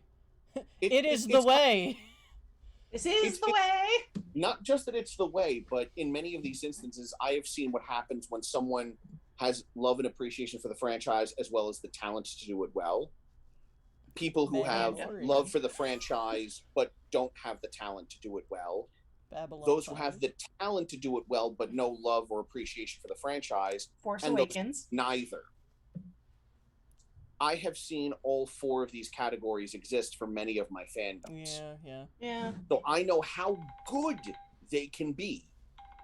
And I've also seen how low they can go. And that is why it sounds like I'm so very critical on things, because I know what they are capable of achieving. Yes. Okay. Well, our alarm for break just went out. Chat, we're going to take a 10-minute bio break. Yep. And then we will return to crunch some numbers, maybe. I'm beginning the crunch. Do I crunch these? Crunch. This is the crunch stream. Come These crunch. are forbidden crunch. Oh, no, don't crunch the dice. No. Not unless you have the candy dice, but I don't think that company exists anymore. But I'll have to share a TikTok I did. There are... Oh, no. Don't, please, no. It's not terrible. Players of MFR are not required to hurt themselves for the lulz. Another party line. Do it anyway. Oh, don't do that. No, it's... So, your producer's a spoonie. Don't hurt yourself for art. Spoilers. One of my friends got me edible dice. Okay. But they looked very much like real dice, so the crunch was very audible when I went crunk. Anyways, it was... Okay. Oh, yes, Rabid Wombat. Get some quick dinner, and we'll be back in 10 minutes for the metaphoric crunch. Derek, what are you doing? What are you doing here, Derek? Derek? Who's Derek? Wombat. Oh, okay. Hi, Rabid Wombat. I've been wondering who you are. He's a friend of mine. Oh, okay. Thank you for all the retweets. Oh, cool. We spent an entire year playing the Blackstone Fortress board game at my house. That sounds like a very long board game. Playing two runs a week for about 50 weeks before we finally finished the game. All right, so chat friends. That's a story for later. Chat friends. Yep. 10-minute break. Starting now. We'll see you in 10 minutes. Yo, Joe.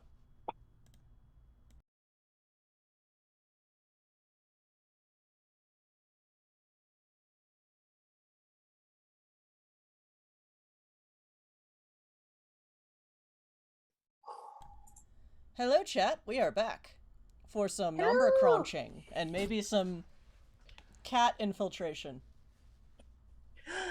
Does this mean Cobra has a cat division? I mean, how else would they take over the internet? Cobra does not have a cat division. They do have an augmented serpent division. Oh. Well, that makes sense. Snack!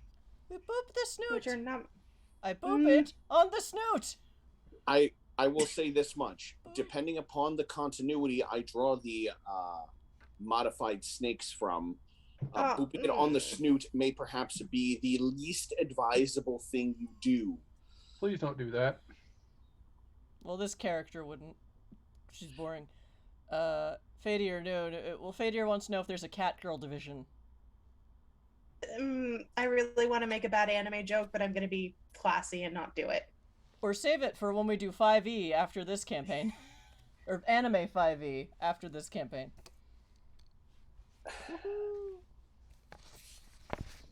Okay, I'm going to be real honest.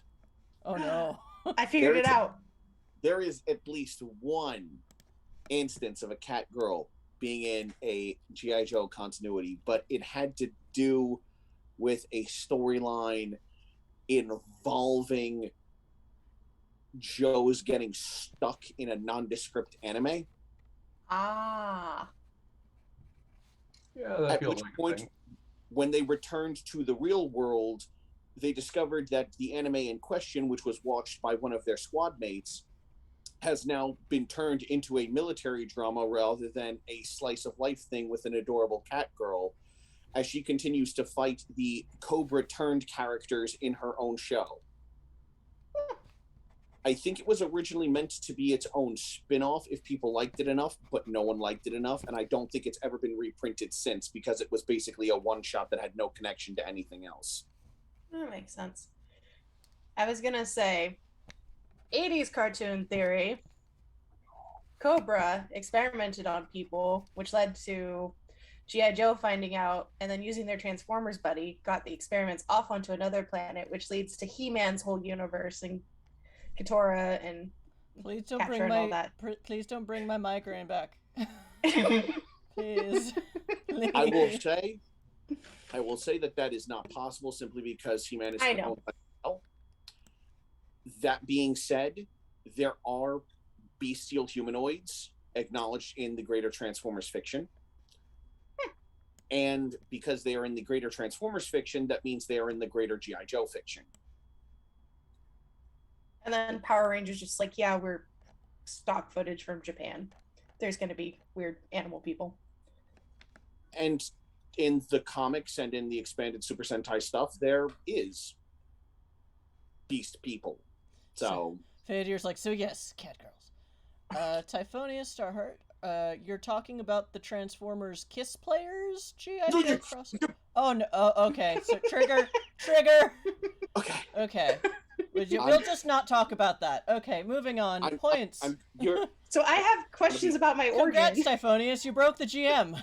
We will. That's usually my job. Point to you. It's the origins, but this is an important public service announcement. Uh-oh. I love Transformers. I do. I encourage people to get into it. If they don't like it, that's fine. They don't enjoy it, whatever. But I will sing its praises for as long as I can because the series means a great deal to me and has a very large impact on my life and on my worldviews and has helped to shape me into the person I am alongside programs such as Sailor Moon, Ghostbusters. These things helped me during my formative years to develop the leanings where I wish to feed certain people of certain persuasions to meat threshers because those who are evil should be just punched in the face. That being said, I will never, ever tell anyone to read Kiss Players. Okay, Typhonius is like, yeah, Kiss Players is evil. That no Transformers fan talks about. Yeah, dude, then don't bring it up. Yeah, dude. We don't talk to be fair, Kiss girls. We don't talk about the first arc of Kiss Players because anyway, there were. Let's get back to Transformers, and we can fetch about this on the Discord. Did I mention we have a Discord? Joe. Yes.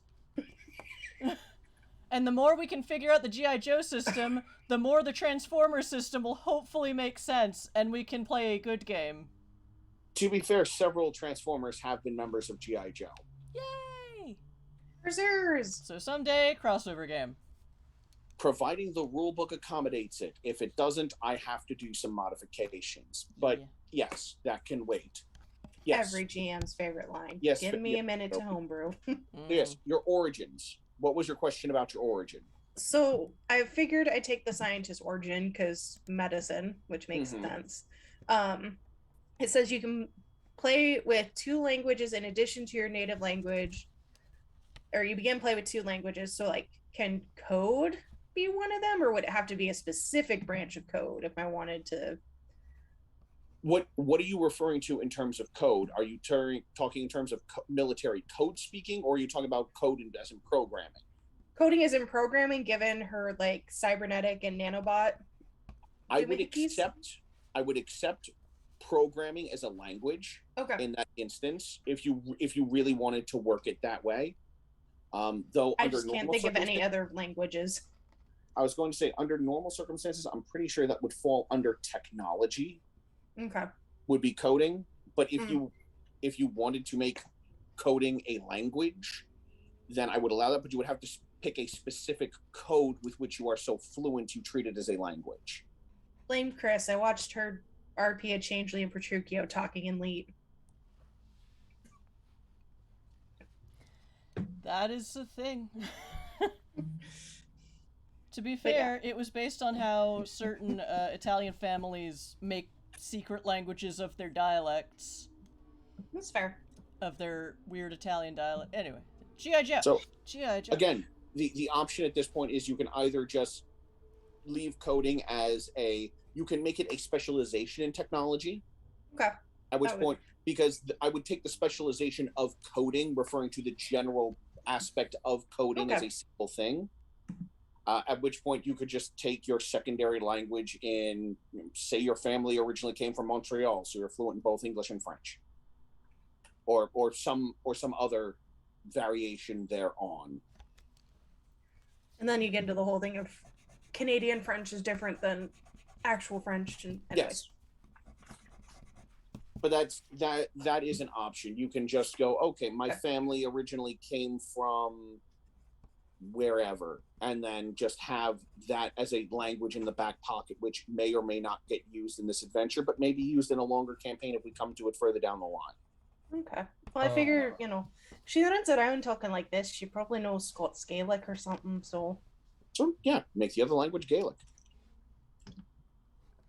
Again, I took educated linguistics and tongues, so I'll be really annoying.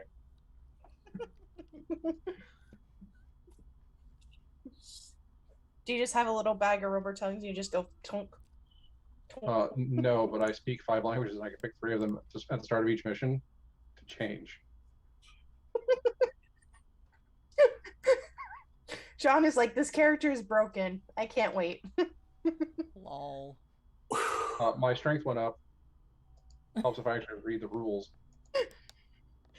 Maybe this is why you don't let game designers play characters. They break the systems.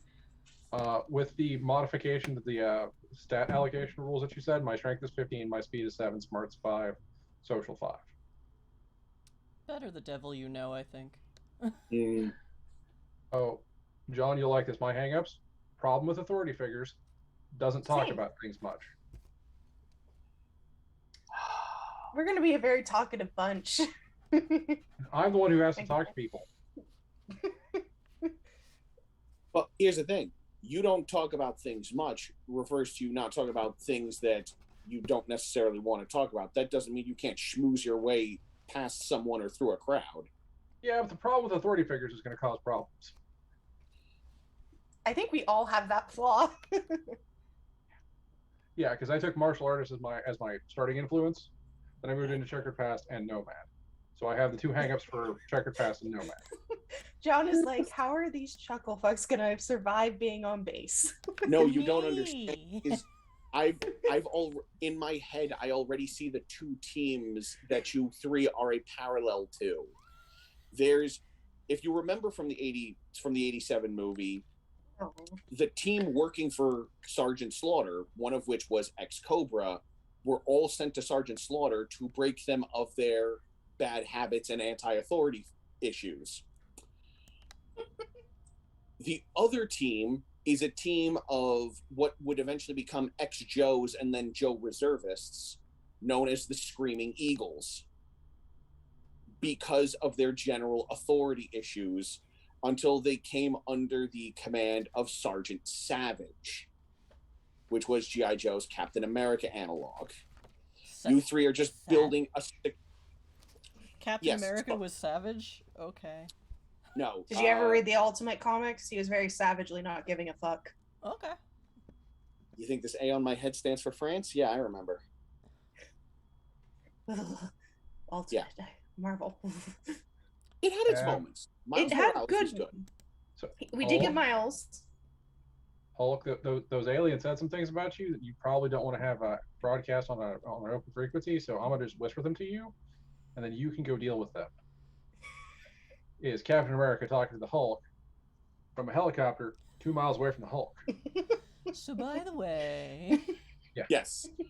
So yes, in this instance, you guys are just building a parallel to 2 teams that I've already seen exist in G.I. Joe. So I'm not breaking because it's any wonder how you chuckle fucks are going to get along in G.I. Joe. It's I've already seen 2 examples of how you chuckle fucks are going to function within G.I. Joe. Nice. The trouble is now I need to give you all an NPC sergeant to either whip your asses into shape or to be willing to allow you 3 to pull off the shit you pull off, because I guess we would call him the Black Ops Sergeant of G.I. Joe, which is already a secret division of the U.S. military. Sometimes you need wet works missions. Of your wet works missions. I was looking to do that as my origin.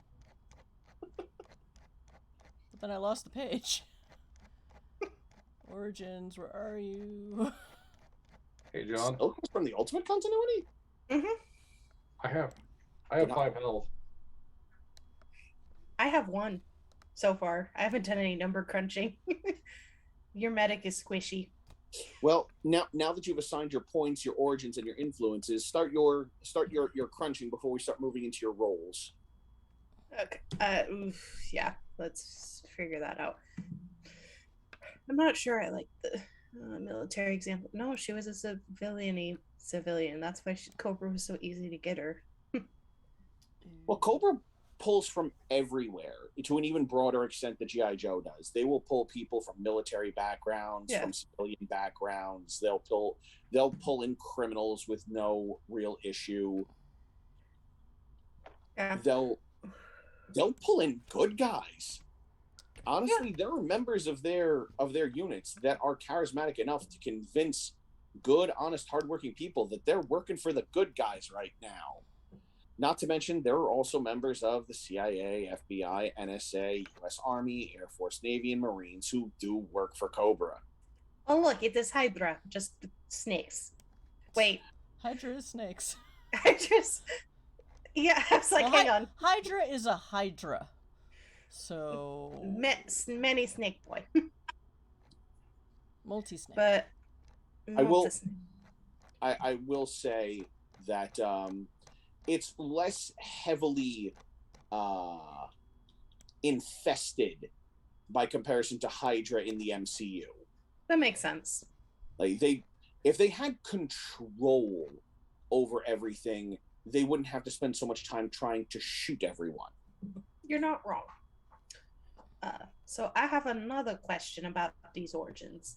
If I Ask can. your questions. Ask So, them. This is what you're for. The origin benefit for mine is expert knowledge. When you choose this origin, select an area of study covered by a smart skill. When you succeed on a skill test in your area of study, you get an additional benefit such as greater information, additional healing, or more potent effects. Yes. If you roll critical success. If you critically succeed in your area of study, you gain 2 benefits. That makes sense to me. If I do well, I get a plus, an extra advantage. Do really well, get 2 extra advantages. However, if I wanted to put that in like healing, what skill are we deciding healing is? Is it going to be science or technology, or is it just kind of depending on medicine? What is what? Medicine would be a science. Okay, so got it. Yeah.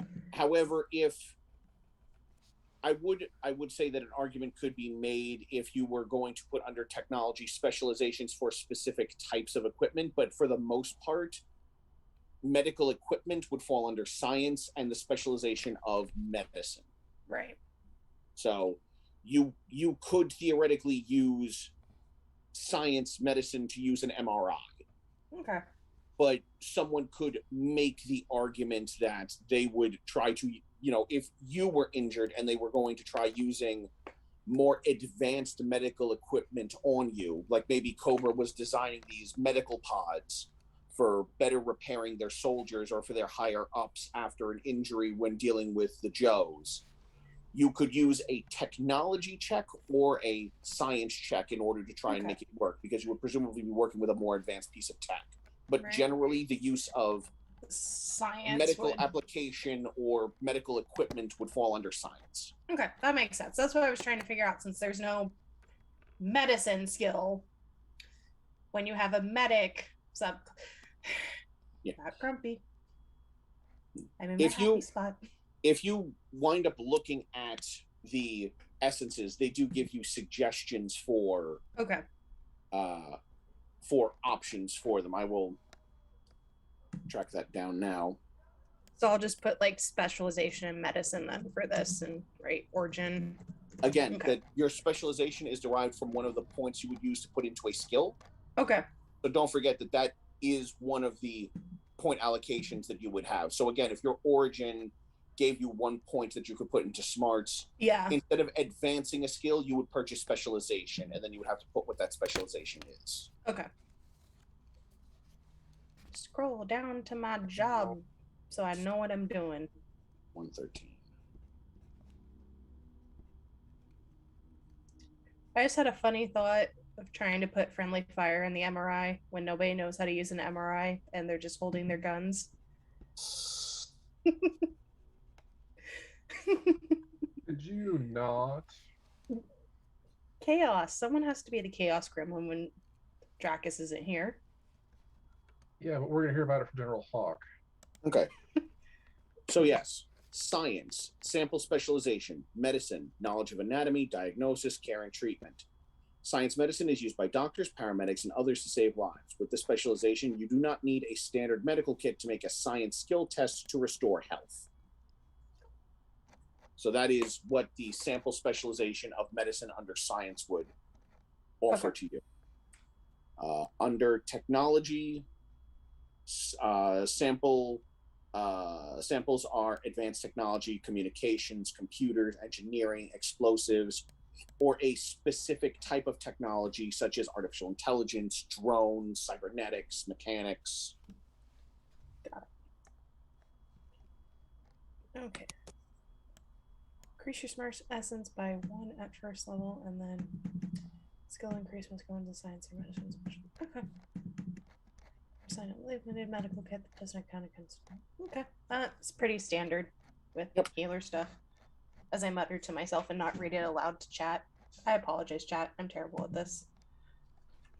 This is why we're all here. We're all here to learn about these skills, to learn about how this game is played, and hopefully to have a good time with it when you eventually go through 3 sessions of running around, gunning, and trying to save your lives. Yeah. So we start off with 12 points to put into attributes. Yes. Your essences, yes. Yeah. Sorry, I'm just clarifying it in terms I understand before trying to use. And then from there, however many points are in the attribute, kind of like old White Wolf stuff, you get to put as many dots in your attribute as in the skills, and you divide it up from there. Yes. Okay. I'm getting it. Yep. I may be able to do trigonometry just yet. The thing is that the system isn't necessarily very hard. It's just that it's done just different enough from something that feels familiar to make it feel complicated.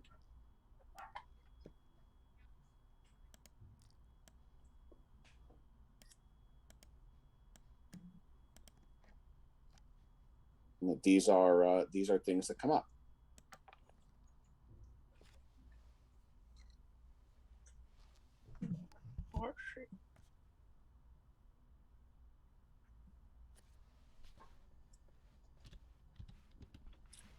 Were there any other questions anyone had at this moment in time? Oh, I'm going to get into gear in a minute. That's going to be a hoot. Yeah, How does one boost health?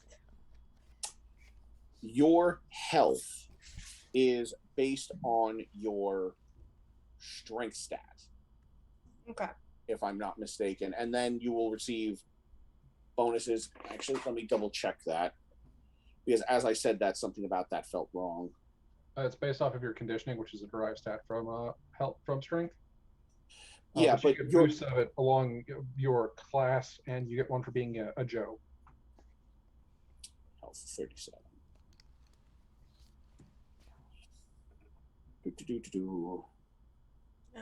Health describes how much punishment your character can take before being defeated, in addition to the number granted by your origin. Your origin is where your base health starts.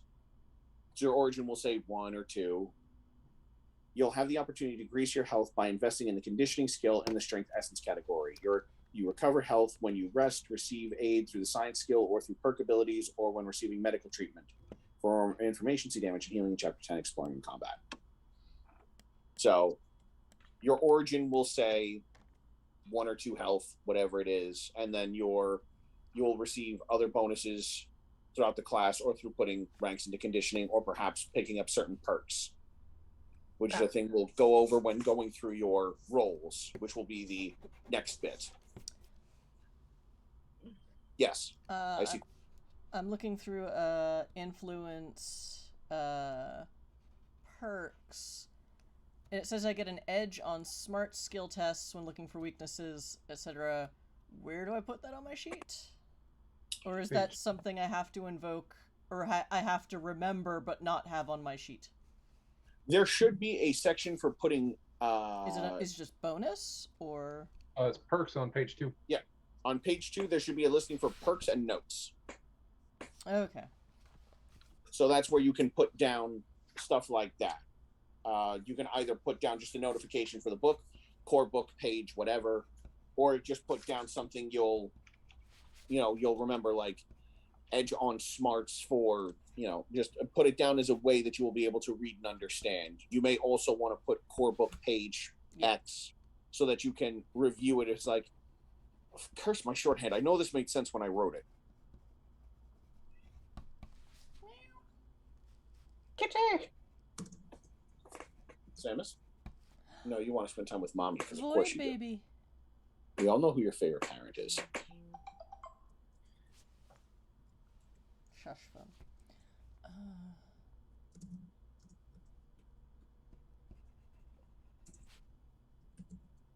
One thing I will say about the core book is that I'm actually quite pleased that they pulled artwork from multiple different eras of G.I. Joe comics. It looks cool.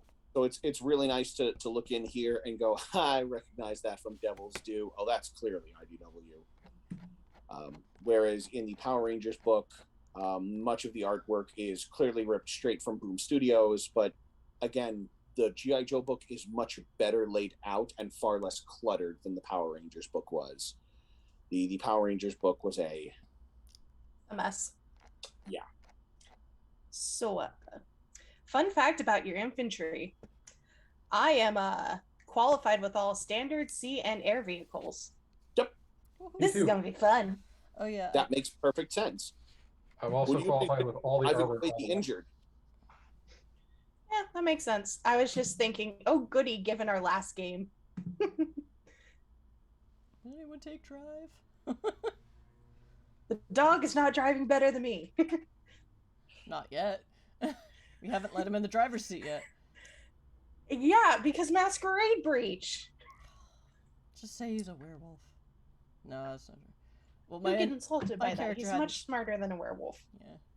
Honestly, if it was taking place like 10 or 15 years later, you could have just said you were shooting a TikTok. We could have. In one of my other werewolf games, I do have a Glasswalker that does do that as a wolf, driving a Winnebago. Nice. Toonses as a wolf. I did pick an origin. Oh, cool. What's your origin? Army Special Forces operator. Okay. So, but she just ended up working for the wrong army. Whoops. It happens. Yep. Or you got sent undercover and they took over your unit without you knowing, and oopsie daisy. I've been working for the bad guys. It's like, you were a scalpel, not a battering ram. And I'm like, yes. I mean, it's entirely possible that you were taking orders from a Cobra agent within the U.S. Army until the Joes took him down and then went and discovered that your team wasn't working for Cobra intentionally. You were just following your orders from a supervisor who was. Mm-hmm.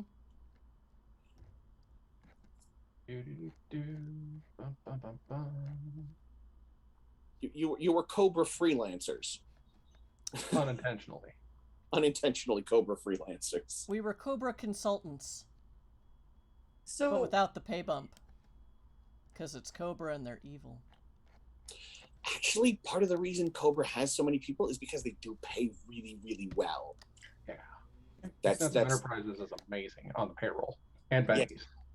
The benefits weren't that. Can I talk to Duke about that? The benefits here are kind of shite.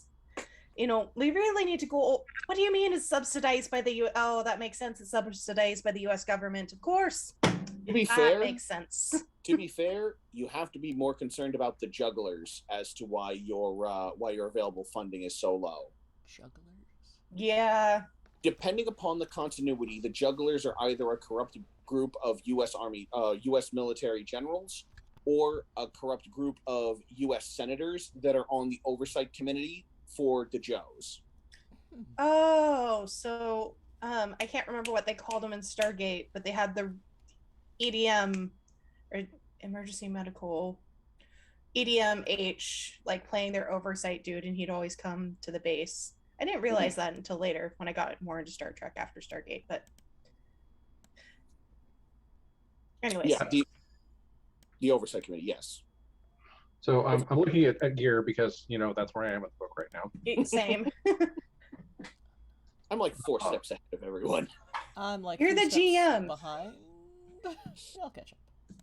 Okay, if I read this correctly, when I pick up my suit of armor, because the suit of armor I'm getting is restricted, I have to pass a DC 15 check to requisition it. Yes. That is a brawn check for me, and my brawn is a 15 plus a D12 plus 2 upgrades. Yes. Is it a fair statement that I will have a suit of my armor when we go out into the field? Considering based on the rules you cannot botch a skill check, then yes. Okay. Then I will go ahead and start tailoring that out because I get a bonus. I get a boost. I get free boost on it for being a Vanguard. Yes. We can't botch skill checks in this system?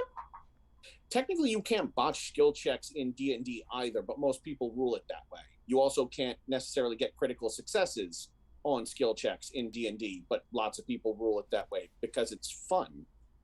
Okay. I kind of glanced over that part of the book and just went with what the table taught me. I'm still on step 2. Here's the thing is a lot of tables will do that because that was something that was done in older editions. And again, it's kind of fun. It's fun when you roll the 1 to just have things go fucking pear-shaped, and you roll the 20 and I guess you managed to seduce the dragon and her sister? Is the and dragon thus half sister, dragons. Is the dragon sister not also a dragon? Depends on the dragon. But she also wasn't here at the time, but somehow sensed the seduction in the Force. So good luck with the 2 black dragons, dude. This'll end well for you. Master, I sense a boning in the Force. Yep.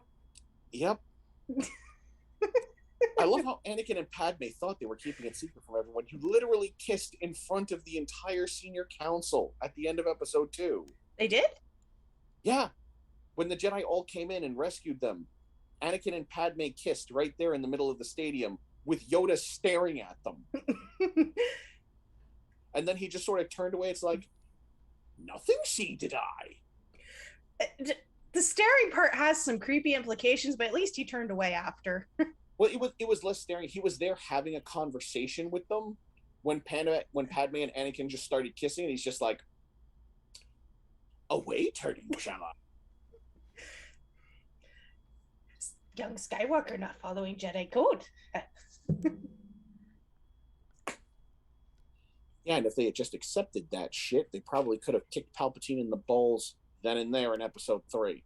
Oh, darn, like the old Republic where they actually had wives and families and partners and other... I'm not... Oh, yeah, we're there are plenty of things about episodes 1, 2, and 3 that make lots of us bitter, especially the fact that George Lucas had to greenlight all these things that got signed and then decided to can them all with episodes 1, 2, and 3. Yep. But we're not here to talk about Star Wars. That's further down the line. That's another episode. Yep, we're gonna play Star Wars in a few weeks. Couple of secret that everyone knew and refused because to talk Chris was about. very cute and did. Can we play with Star Wars? I mean, Taconius, you're not wrong there. It pretty much was an open secret. It's just that Anakin and Padme thought they were still keeping a secret. Is the whole thing. Like they thought, you know, this will amount to nothing. This will be fine. I think legitimately the only person who didn't know was probably Mace. Which is why Mace was the only one that was making a big deal out of it. It's probably because Mace was the only one who missed the kiss. Anyway, I still don't know what I'm doing on step 2 on page 36, so... Let us go to step 2. What is the issue? I have assigned... Because I probably missed something. I have assigned the 12 points. Yes. So each one of those points gives me one point skills to point? allocate Yes, you have 1 point to allocate to a skill to either increase your die or to give you specialization. Okay, so Oh, okay. if my speed is 4, I can have 4 skills. You can put 1 point into 4 different skills. You can put all 4 points into one skill. You can purchase a D4 in one skill, a D2 in another, and then put a specialization in the skill you put a D4 on. So when you roll under that specialization, you would roll a D20, a D2, and a D4 rather than just a D20 and a D4. Mm-hmm. Okay. I wasn't quite sure how we purchased the dots for, or not the dots, the dies for rolls, and then it clicked with how you said it's where your dot is on the skill. Yeah, Made sense. The points you use to purchase your die rank and your specialization come from the same pool. And that pool is decided by your essence score in that statistic. So if you have a 7 in strength, you should have 7 dots across your skills, whether they are in purchasing die sizes or specializations. Those should equal the same number of points as is present in strength before you start receiving any perks or class features that might say otherwise. Okay. And these, sorry to keep chat from borrowing from D&D, but these dice basically function as bardic inspiration, kind of. We roll the D20 and then we roll the die in the skill to add to it. A little bit more like guidance than bardic inspiration, but yes. And they Okay, fulfill yeah, that the makes more role of sense. your proficiency bonus. That's what they're representing. Your proficiency Yes. bonus. Oh, okay. Your proficiency bonus. There. So instead of a solid plus, Yeah. this many number you add to your result, this is the die you. Okay. If you look in the optional rules portion and you see the rules for proficiency dice rather than proficiency bonus, then it would be something like that. Except when you are using your specialization, at which point you get to roll all of them and then choose whichever one came up with the best value. Your D8 may have come up an 8 and everything else rolled below a 3. Yeah, I have that for both blunt weapons and martial arts under strength.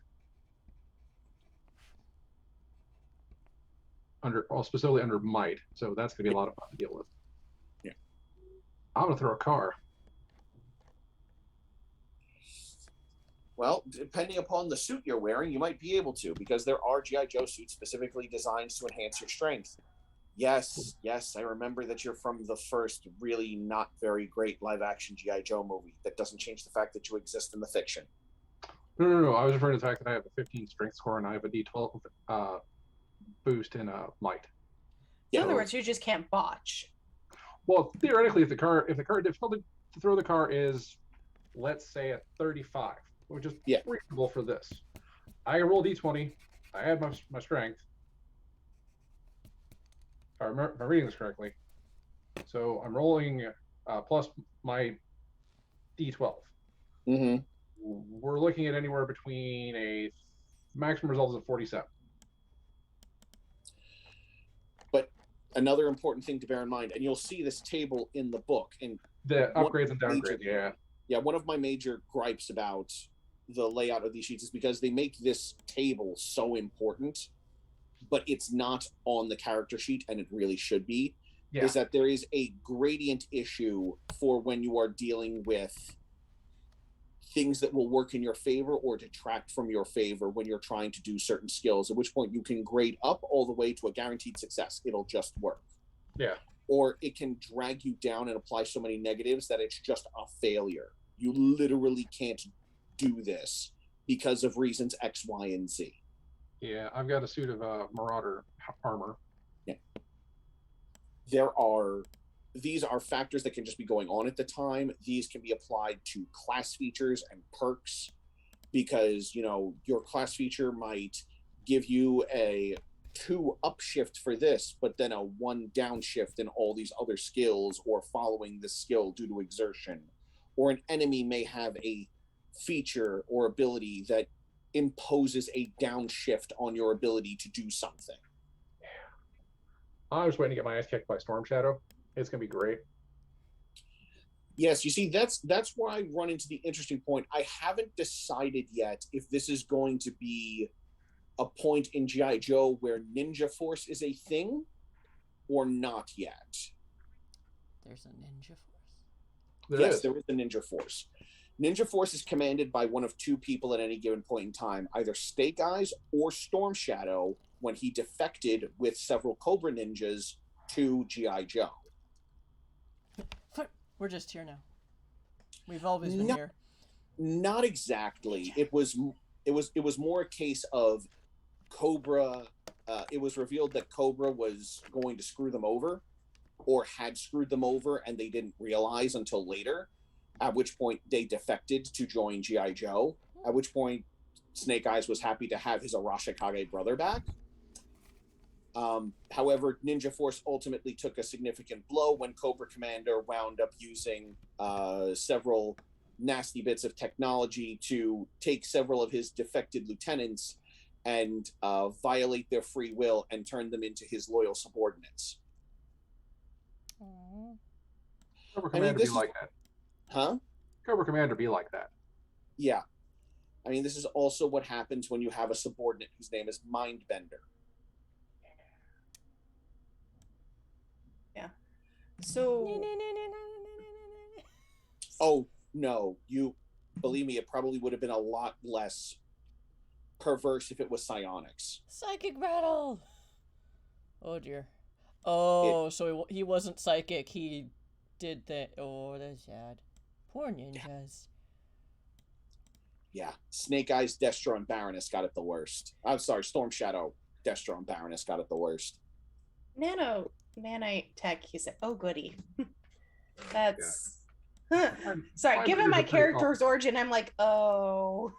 Depending on how we play timelines. Yeah, Mindbender's a pretty bad dude who we're going to end up shooting in the face 6 or 7 times. And then some. Yep. Okay. So if I did this right, after tallying up all my points and everything I get from our level up to level 15, I got 10 in smarts, 6 in strength, 6 in speed, 5 in social. So she's smart and can do stuff. She just has a terrible bedside manner. So your house. Yes, but less druggy, more just like I don't care. It's more like this is what fixes it, deal with it. It's more like you cut your hand, go get a Band-Aid. But you're the Band-Aid. I'm not wasting it on a cut. So you're the love child of House and Martin Freeman's Watson from Sherlock. Is that from the BBC one? Yes. Sounds about right. She's very much into her research, and you come to bother her with a wee paper cut, she's just going to throw the box of Band-Aids at you and tell you to get out.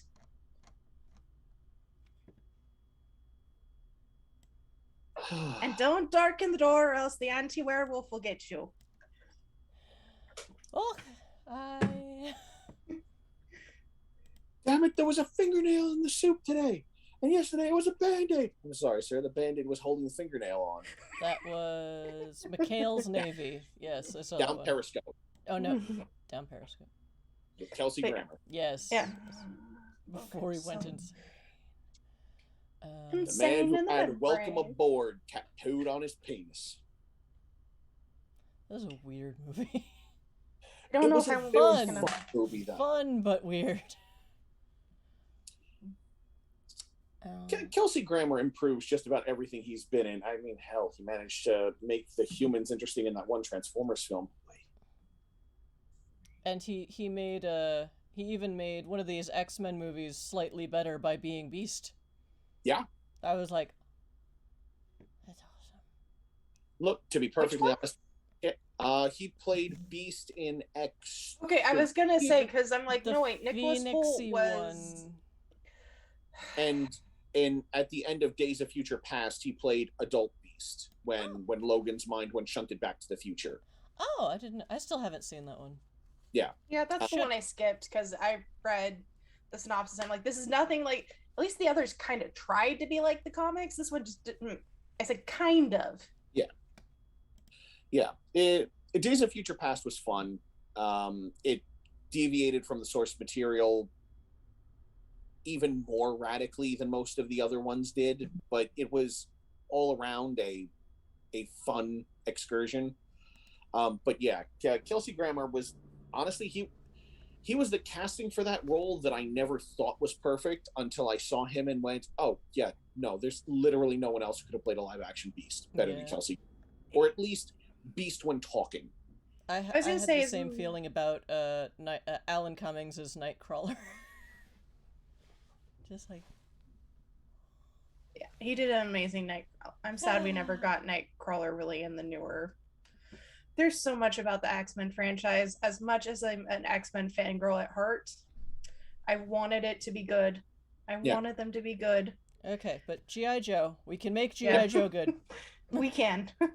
As I go to buy my skill points and specialties. Yep. Go. Buy into your specializations. Remember, try not to keep your specializations too broad or too specific.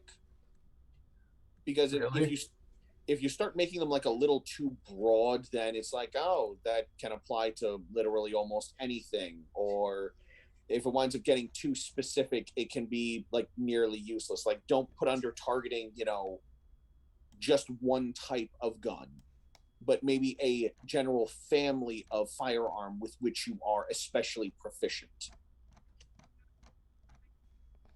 3 dots in driving should be fine. I don't see us needing it that much. What's your speed? 6. Yeah. Okay. You're probably better at driving than I am. My speed is slightly higher than yours. Well, that's fine. You shoot them, I drive. I very rarely shoot people. Okay, fine. You throw heavy things at them, I drive, she shoots them. Oh my god, you are the Screaming Eagles. Nice. You're welcome. This was unintentional because 2 of us don't know the source material. I know. Yeah, I have speed 7 with drive of D2. Yeah, I put a D6 in mine. Yeah, but I have a D8 in targeting. Again. And now that I'm looking back at the chat, yes, Jinx was often a secondary officer, serving as a second to either Snake Eyes or Storm Shadow, depending upon who was running the teams at the time. Yeah, Mindbender does frequently get nanite tech, but yeah, back at that time, he was not using nanite tech to work their brains. It was yeah, it was not pleasant. It's one of those situations where you're glad he eventually gets nanite tech to do that, because it's the more humane way to violate someone's free will. Oh goodness. Goody. Okay, so that bumps me up to 4 health, guys. I have 4 health now. I am no longer super well. You only have 1 less health than I do. You're pretty good. Yeah. Remember, your medic needs to survive the battle to keep you all up. A lot of the grunts you guys are fighting are also only going to be able to do 1 point of damage. Now, granted, that's 25% of your health, but even the grunts, some of your more moderate named enemies still are only doing 1 or 2 points of damage with their attacks. Well, that's fair. I have that trait that reduces damage by 1. Yeah. So this seems like a more, just looking over how they've done stuff, a more skill-based system than combat focused, much like, which is fine. I don't mind less combat-y systems. I'm just pointing out with how they've done stuff. It's in the course of trying to make things simpler and more accessible, they kind of overcomplicated things and did things that was also going to make certain people not want to be involved. Like, what the hell is this? I'm going to be doing 1 damage for how fucking long? Ever. Why? What? I'm a Joe. I should blow him up in a hit. I cap out at 3 damage? Well, I mean, I can cap out at like 9. Shut the fuck up. It's still a 9. What are we, like, 3rd level characters? No, we're 20th. That's my point. I can see where some people's grumbliness would come in. I mean, it's not, now that I'm understanding past, I think they could have used some more time to go over and make it a little more streamlined in how they said things and more accessible. But it's not a bad system from what I'm seeing so far. This is much better than I haven't read the Power Rangers book, so it seems like they've taken an improvement. Well, here's the thing. Based on when the books were released, there's no way they could have taken that feedback into account on this book. Like, that's the whole, like, real crux of it. It's not, because the release window was a difference of 3 months, which, let's be honest, that's not time to change this whole book and then have it printed, published into the warehouses and out. Fennec, we've lost your sound. Oh no. You don't hear the fireworks going off in the background? No. No. Excellent. It's the most annoying time of the year. There we go. There we go. Okay. It wasn't on mute or anything. So I'm looking at Renegade Door Kicker. Okay. Yeah. So basically my choice is so if I go Commando Infiltrator, I'm a ninja, but if I go Door Kicker, I'm a barbarian. Based on the things like yeah, it's you randomly heal damage, or you're impervious to damage, ravaging critical, reckless abandon. Yeah, it has strong barbarian parallels. Yes, and could I at least roleplay it to be more quiet shooty than like screaming shooty? More like SWAT versus yeah.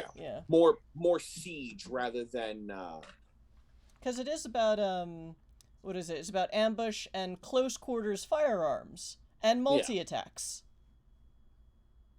So I'm now just flashing back on Harlan's character of Takat kicking in the door. No, that's one of the levels is actually called Not Getting Away That Easy, and that's what made me realize this was a barbarian.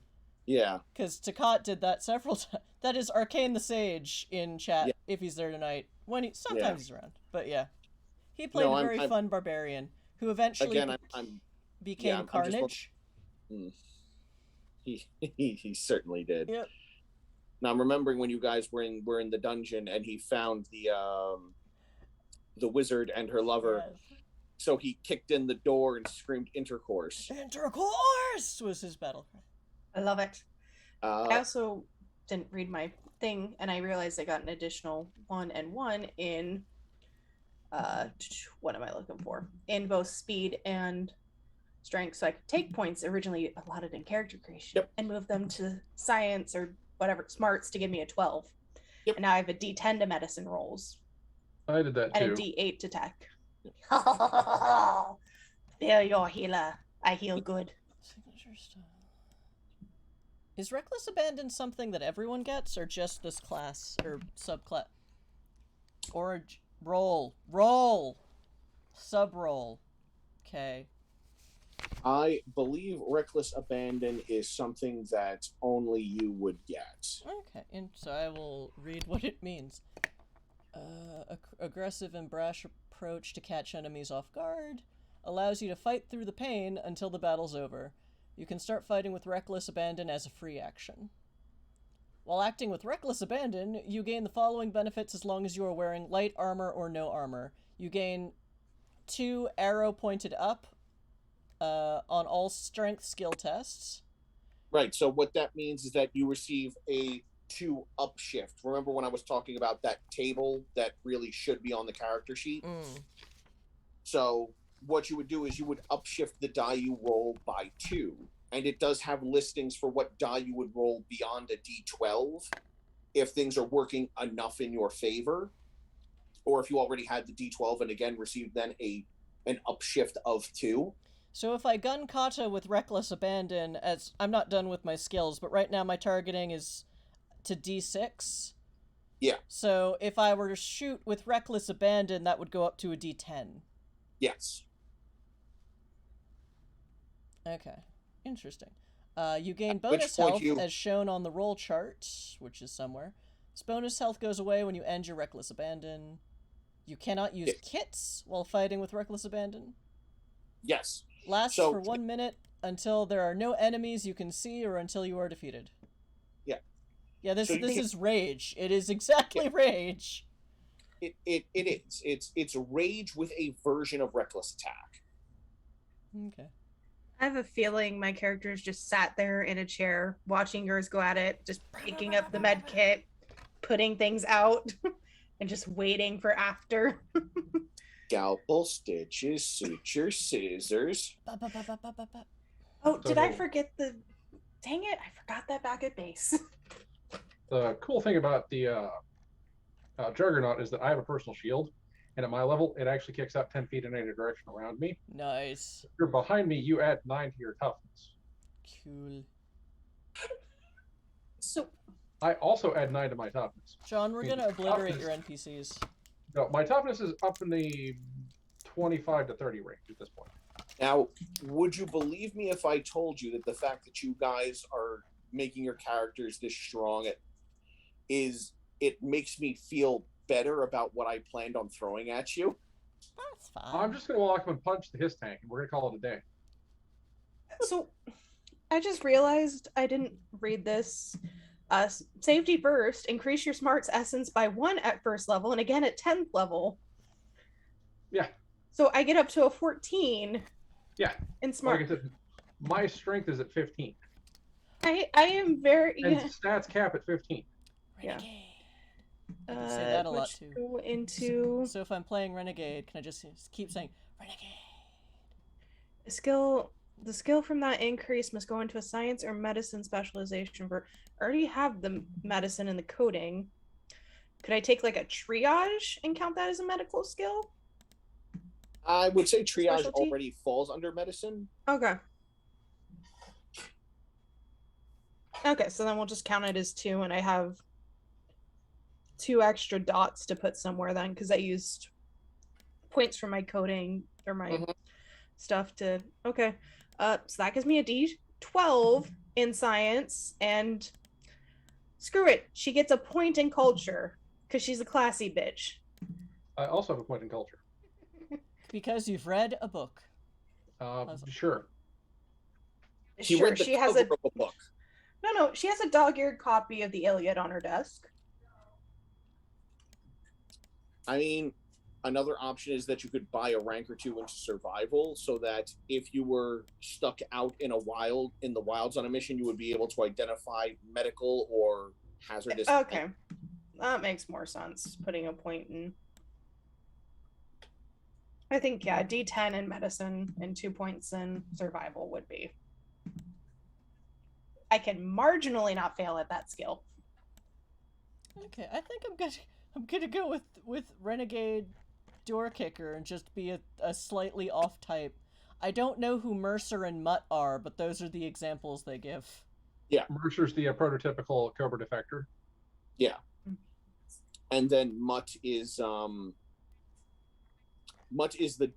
image of the door kicker that you first get into that when you think of a door kicker, it's Yeah. Mutt. I think I think Friendly Fire is less the kind of chaos goblin type renegade, screaming and kicking and doing all the things, and more just like, no, More I'm the just black not. I'm not renegade. here to make friends. Less I'm here to Sarah do a Manning, more Rachel Duncan. Got it. I don't know what that means. Put it in the Orphan Discord. Black, it's... Oh, I still need to see that. There's So good. yeah. Tatiana Okay, go on a slight nerd rant here. I apologize, Tat. But Tatiana Maslany We have playing all the clones of the series. 7 minutes. Okay, sorry. I'll We can rant. We can tangent on Discord. That is what the I will Discord. tangent on Discord. Join the Discord. Watch all of us talk about all the things.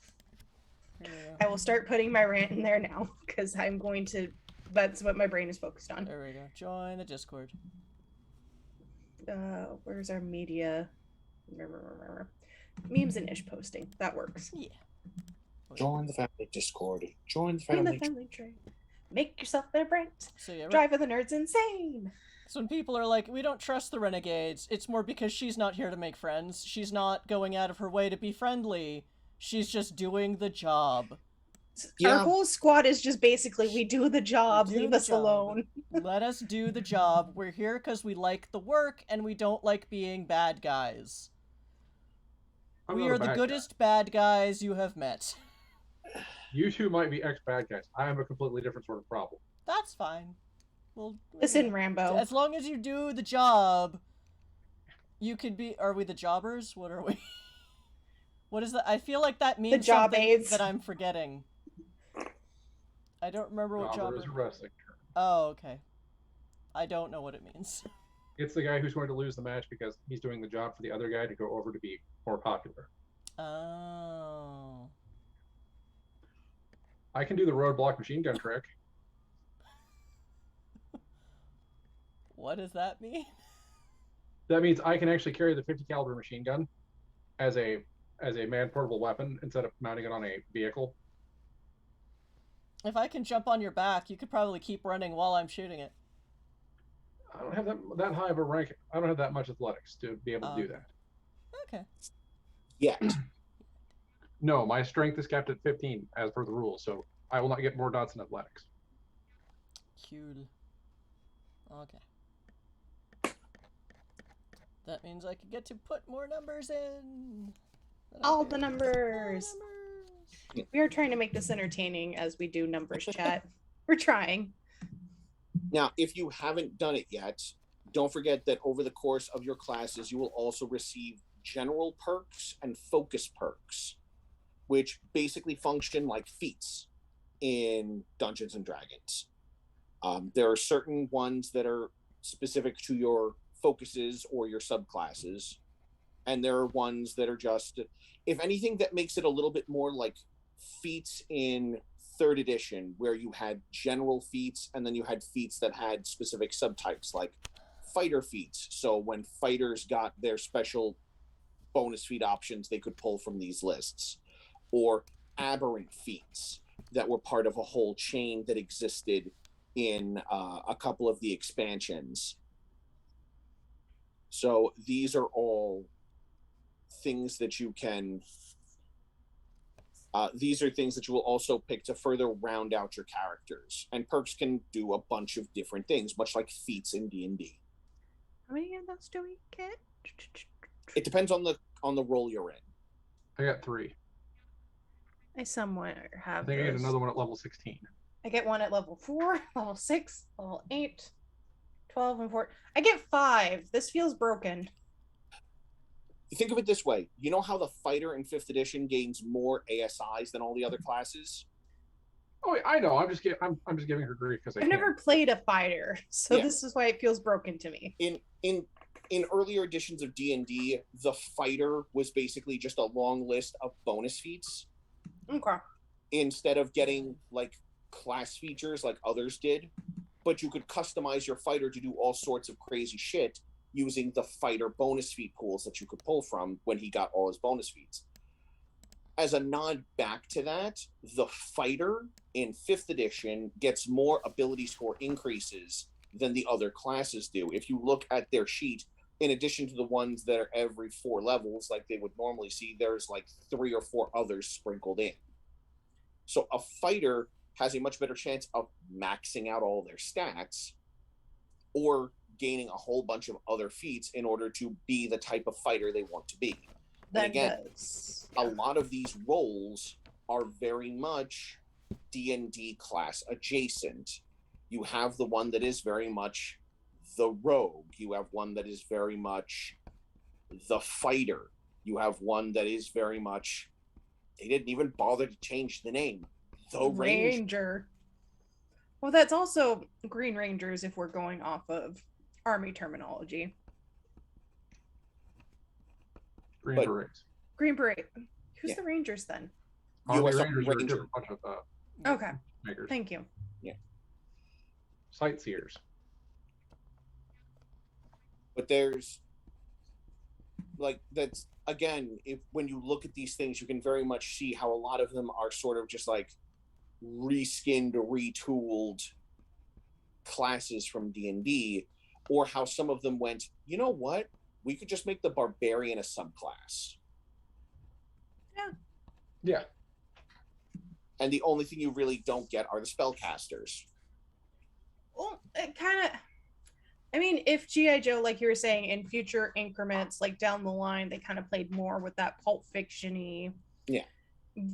I don't want to say that. That's a bad way of putting it. Mystico mumbo jumbo.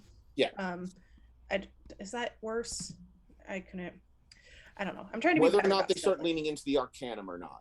Yeah, they start leading into the Arcanum. You know, that could be, if this does well, potentially an expansion for them. I think they're leaning more into the military pulp Which than makes they are sense. anything else.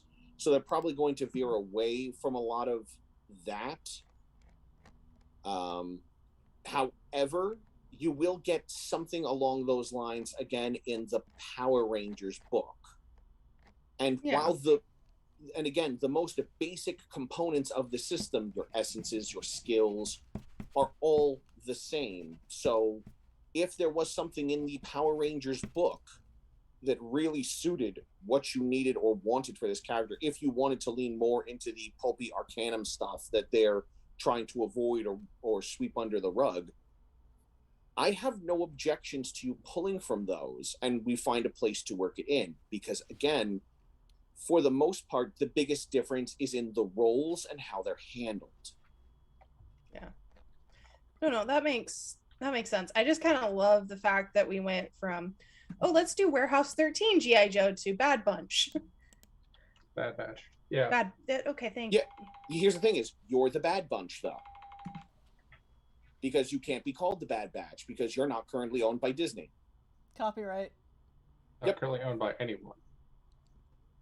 You're currently owned by Hasbro and by extension, well, I think IDW keeps the G.I. Joe license. It's just the Transformers license that runs out at the end of this year. God, that's depressing to say. I No, I almost think feel they like both- we could just call our group the Cleaners. We're not going to clean anything up. That's Well, the so long as point. you don't call yourselves the Wreckers, because that's going to earn you a whole bunch of other issues when someone shows up. Excuse you, you call yourselves the what? I think it's as ironic as me being called Friendly Fire. Yo, Like, Metalbot, come here. Let's have a conversation about this. Grab my face. Punch. Sawbones just leaning back. You say like I'm not crazy enough to take a swing at a Transformer if one shows up. I'm only trying to question which one you take a swing at. Optimus. No, he wouldn't do that. A Wrecker would. Optimus isn't a Wrecker though. No. So let's see. Impactor, Springer, Ultra Magnus, Rack and Ruin, Top I Spin. punch Ultra Magnus in the face. What's up? I would absolutely punch Ultra Magnus in the face. I don't know who that is. Transformers. Ultra Magnus is, by definition of his original creation, the ultimate Autobot warrior. He was specifically constructed to be the best Autobot warrior, the most powerful, the most durable, the most I will end your Decepticon life. Which is also why he has 2 rocket launchers strapped to his shoulders. Yeah, you forgot that's what those red things were, didn't you? No, Hmm. I remember. Right. So, do we have any other questions now, or do you all think you've got your characters more or less assembled? Other than I'm buying gear, slow. which we do at the start of the mission, I think I'm ready to dance. Yep. I will Yeah. send you my background here in a minute. You'll have fun. I'll make my character story here. That's yeah, I got time. Mm-hmm. Add an additional story. That's actually a pretty good one. Hmm. Educated. You learned a lot from being in school, gaining the following benefits. Gain fluency in one language of your choice. Add an additional story point to your team's pool each game session. And may act as though specialize in any single smart skills for a day. I have that. Fine, I won't add to our pool. Oh then. no, absolutely do it. You're. It makes sense for your character too. You're also a nerd. Very annoying. Well, a very just done nerd who wants to be left alone to do her research. Leave me alone to nerd. The nerd. Let me nerd. 1, 2, that's 3. I was going to do the EMT one, but she's a doctor. Doesn't really make sense to have that. Doesn't mean that you don't have training as an EMT as well. Certainly something you would have picked up working for G.I. Joe. Makes sense. G.I. Joe probably was like, we don't know what to do with you just yet, so here. We'll have you on base duty for a bit, and you can, when the wound did come in.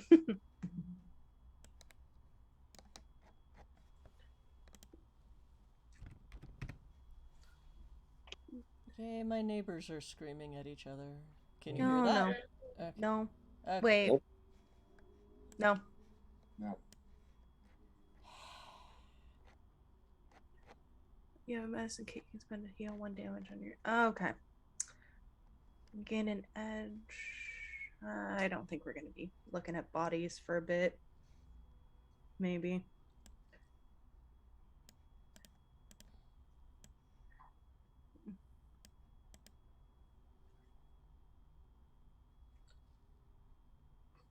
That's my deception. Nope. Okay, it is 11 o'clock. We should Yep. probably call it, Yeah. since we're all like deep in book and not talking to each other. Yeah, we have. I was just neighbors. double checking a ruling on something. Okay. John, there's still things on my sheet I don't understand, but I'll bring this up in the Discord. Okay, or you can ask him now real quick before we bug out. So, when something says I get +1 to essence for being that role or whatever, does that go in the little box marked essence under the stat or under perks? Or under bonus? Okay, so when you receive a +1, either from that point on the far right of your roll, or from a perk or from a feature, you would just add it to the relevant essence statistic. So I'm under strength, speed, smart, social, you would just increase the essence score and then everything affected by it, like your individual defenses. I would just add it to the, if it's +1 to speed, then my speed goes from 4 to 5. Yes. Oh, then I did this wrong. Okay. So then my speed should be an 8 right now. Okay.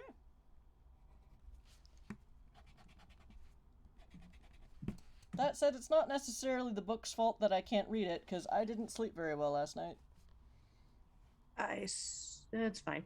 So I picked my last feat, which can count as 2 for double dipping into it. Robot pet. A droid drone joins you on missions and leave. Do we have another lily cat ready to betray us? No, I don't think. I have concerns. You shouldn't need to worry about that one unless you got it from Cobra or it gets hacked by Cobra. No, this is probably something she made in her spare time, like when everybody left her alone. In that Just case, built I would. it from scraps. In that case, then if you had a point to put a specialization into technology, you might want to put mechanical repair in order to fix your mechanical associate. Okay, I think I can still. I can drop survival down to, or you know what? I'll just drop my tech, and then we'll just do mechanical repair. Because that makes sense with her drive too. If she's, you know, the one who's driving the car, she's got to know how to fix it too.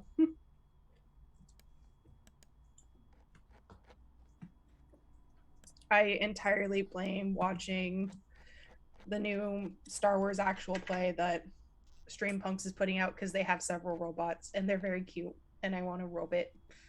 Yay. And Typhonius has put up an interesting idea for how to get Power Rangers and GI Joe into the same continuity in general. Oh Lord, dare I ask? Well, Hey, it's in John. chat, so Yeah, Oh, I can just read. yeah. it involves the Shattered Glass event that took place in the Boom comics, which incidentally is a fantastic Power Rangers publication. Just throwing that out there. Boom Studios Comics did does a some really phenomenal good job. comics. Yeah, they do. I'm just saying that with the Power Rangers specifically, they did a great job. Hey, John. Yes. Did you get that message I sent you? I actually just clicked on it and was about to start reading it. Let me see if that works for you.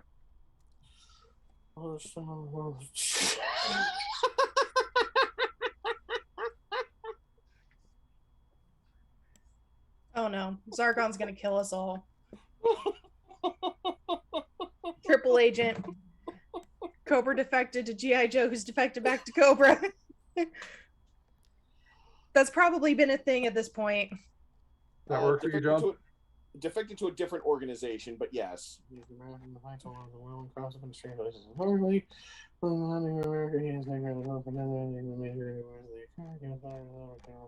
Anyone speak GM mumble to translate? Right.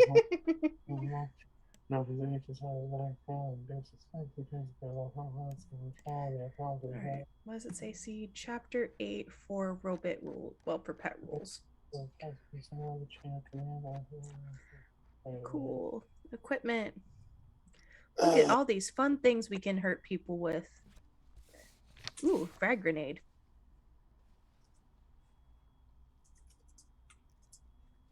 Machine gun. Smart grenade. Ooh. Yada, yada, yada, yada, yada. I'm going to have this book open when we play because I'm absorbing a lot of it, but there's going to be stuff I'm going to have to double check when I ask. But without the shadow of a doubt, you're going to need this book probably. Okay. Does that nonsense work for you, John? I just have a question to ask here, and then there's another one I'll ask off stream. Hee. Pets. Commanding a pet. Oh, I get to pick its stats? Cool. So they kind of did a Tasha's thing with this. Yeah, the pet rules are amazing. Like, sorry to keep comparing it to That other game? I'm going to be honest, I have not yet actually looked at the pet rules. Because I'm not normally someone who plays with pet options. See, I just thought it was funny if she'd had her little droid there holding up a sign that says "Doctor out, go away," when you can clearly sit her sitting at her desk, just typing, and working on her research, and just floating, and trying to, like, every time someone comes in, float over, put sign up, and move the other side, float over, sign up.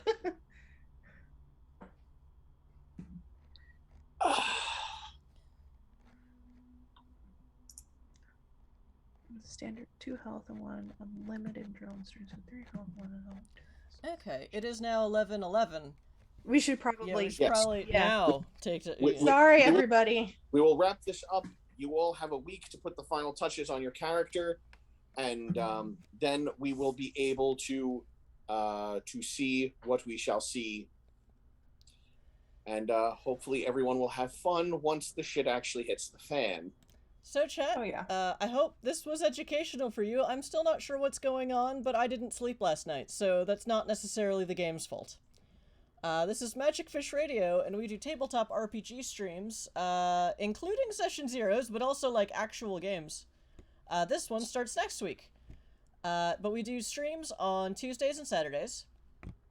Probably not this Saturday because it's 4th of July weekend, but we'll see. I still have to look at and ask people questions like a good producer. Oh darn, I may have to watch more VODs. Whatever will I do? We have so many VODs. We have so many VODs linked on our Discord and on our Twitch page, which I'm presuming you're on if you're watching us on Twitch. But yeah, we have a whole bunch of VODs on Twitch and YouTube, depending on how you like your ads, or how you less despise your ads, I think is a better metric. Beam directly into my brain, just like good old Ma does. With really effed up volume control. Oh god. Anyway, if we're not playing this weekend, then next Saturday will be another game of Exit to Eden, where there might be a big battle happening that I still have to choreograph. Sort of, with dice. It's gonna be an adventure for me as a GM, but I like giving my players many levels of shenanigans. And, well, we haven't done an epic mass combat yet with 2,400 good guy... 2,400 protagonists. There we go. Because it's New World of Darkness in space. So is anyone really a hero? We're just slightly less bad than the bad guy. If we do run game this weekend is slated to be one of our indie one-shot games, so either it's me running Demon Hunters or someone running a one-shot of something else. If you are an indie TTRPG writer, developer, artist, contributor, or just fan, and you want to run a one-shot of a game on one of our Saturday night streams, join our Discord, let us know. Someone, I believe Typhonius, has broached the matter of, could I run maybe Power Rangers for you in a way that actually works? And I would be up for trying that. Because I don't dislike Power Rangers, I just disliked that module. I just disliked that pre-gen character sheet. I'm more than willing to give it another chance. But yeah, so it doesn't really even have to be that indie. Like, we're not super strict around here. But yeah, if you know anyone who is any of these categories of indie RPG stuff, let them get in contact with us. And maybe they can guest GM for us. And yeah. Also, join the Discord. Because that's the only social media I can somewhat effectively keep up with anymore. I can say we have the most excellent shitposting memes and shitposting channel because Merc, who plays with us on Saturdays, is excellent at curating those. I think it's a wolf blood feat. They're just memes and shitposts. Maybe Merc is a wolf blood in real life. We don't know. Ragabash. You or Merc? Merc. Look, if you're gonna pick somebody to meme an ish post, it's got to be the Ragabash. True. Although we're playing NWAD, so it would be. My brain is in GI Joe. I can't NWAD right now. I'm sorry. It's all right. I will always OWAD. New Moon. I've started just using the moon phases themselves because that doesn't change. But Chris, knowing is half the battle. Yeah. And on that note, we should probably call it a night. Okay, so personally, I am at Ms. Crystal on social media, and when I do things that are not on this channel, they are posted there. Plus a whole lot of whining about current events, if you can imagine, the last couple of weeks. Oh, yeah. And with that, everyone else do your intros while I look for someone to raid. Oh, also, next week, we will have figured out what nerfs and buffs will be available, and you can buy those with channel points instead of cash. The downside is that you have to watch us live to get channel points. Damn. But maybe that's easier these days than getting cash? I don't know. It depends on your lifestyle. Anyway, yeah, that's my producer spiel. Join the Discord, and I'm gonna go look for someone to raid. La la la. Hi, everybody. Hope you all had a bit of fun. Hope this was a little bit educational, and hopefully this will make your attempts at playing Essence 20 slightly less complicated or convoluted. And hopefully there will be a fun adventure for you all over the course of these next few weeks. Hopefully everyone will have a good time and will appreciate the various Hasbro deep cuts that will be mentioned. But yes, I am John. I am here as the Tuesday night game master for various short-run adventures, possibly turning into long-run ones if we all just get enough of a fandom for something going on. I'm currently distracted by my cat currently trying to claw his face off. Jetson! Jetson, behave! It's always Jetson! Also, I think... my face! Also, I think he's the only he-him in your pride. Jetson is the only male cat, and he is the one with the scratching issue. Yes, Jetson is the one for whom we have the icon. Papa! Papa! I now dislike my face! Papa! I need a new face. Papa, I wish to do a murder. Papa? I shall hold the campaign hostage until I am fed. Treat me, Papa.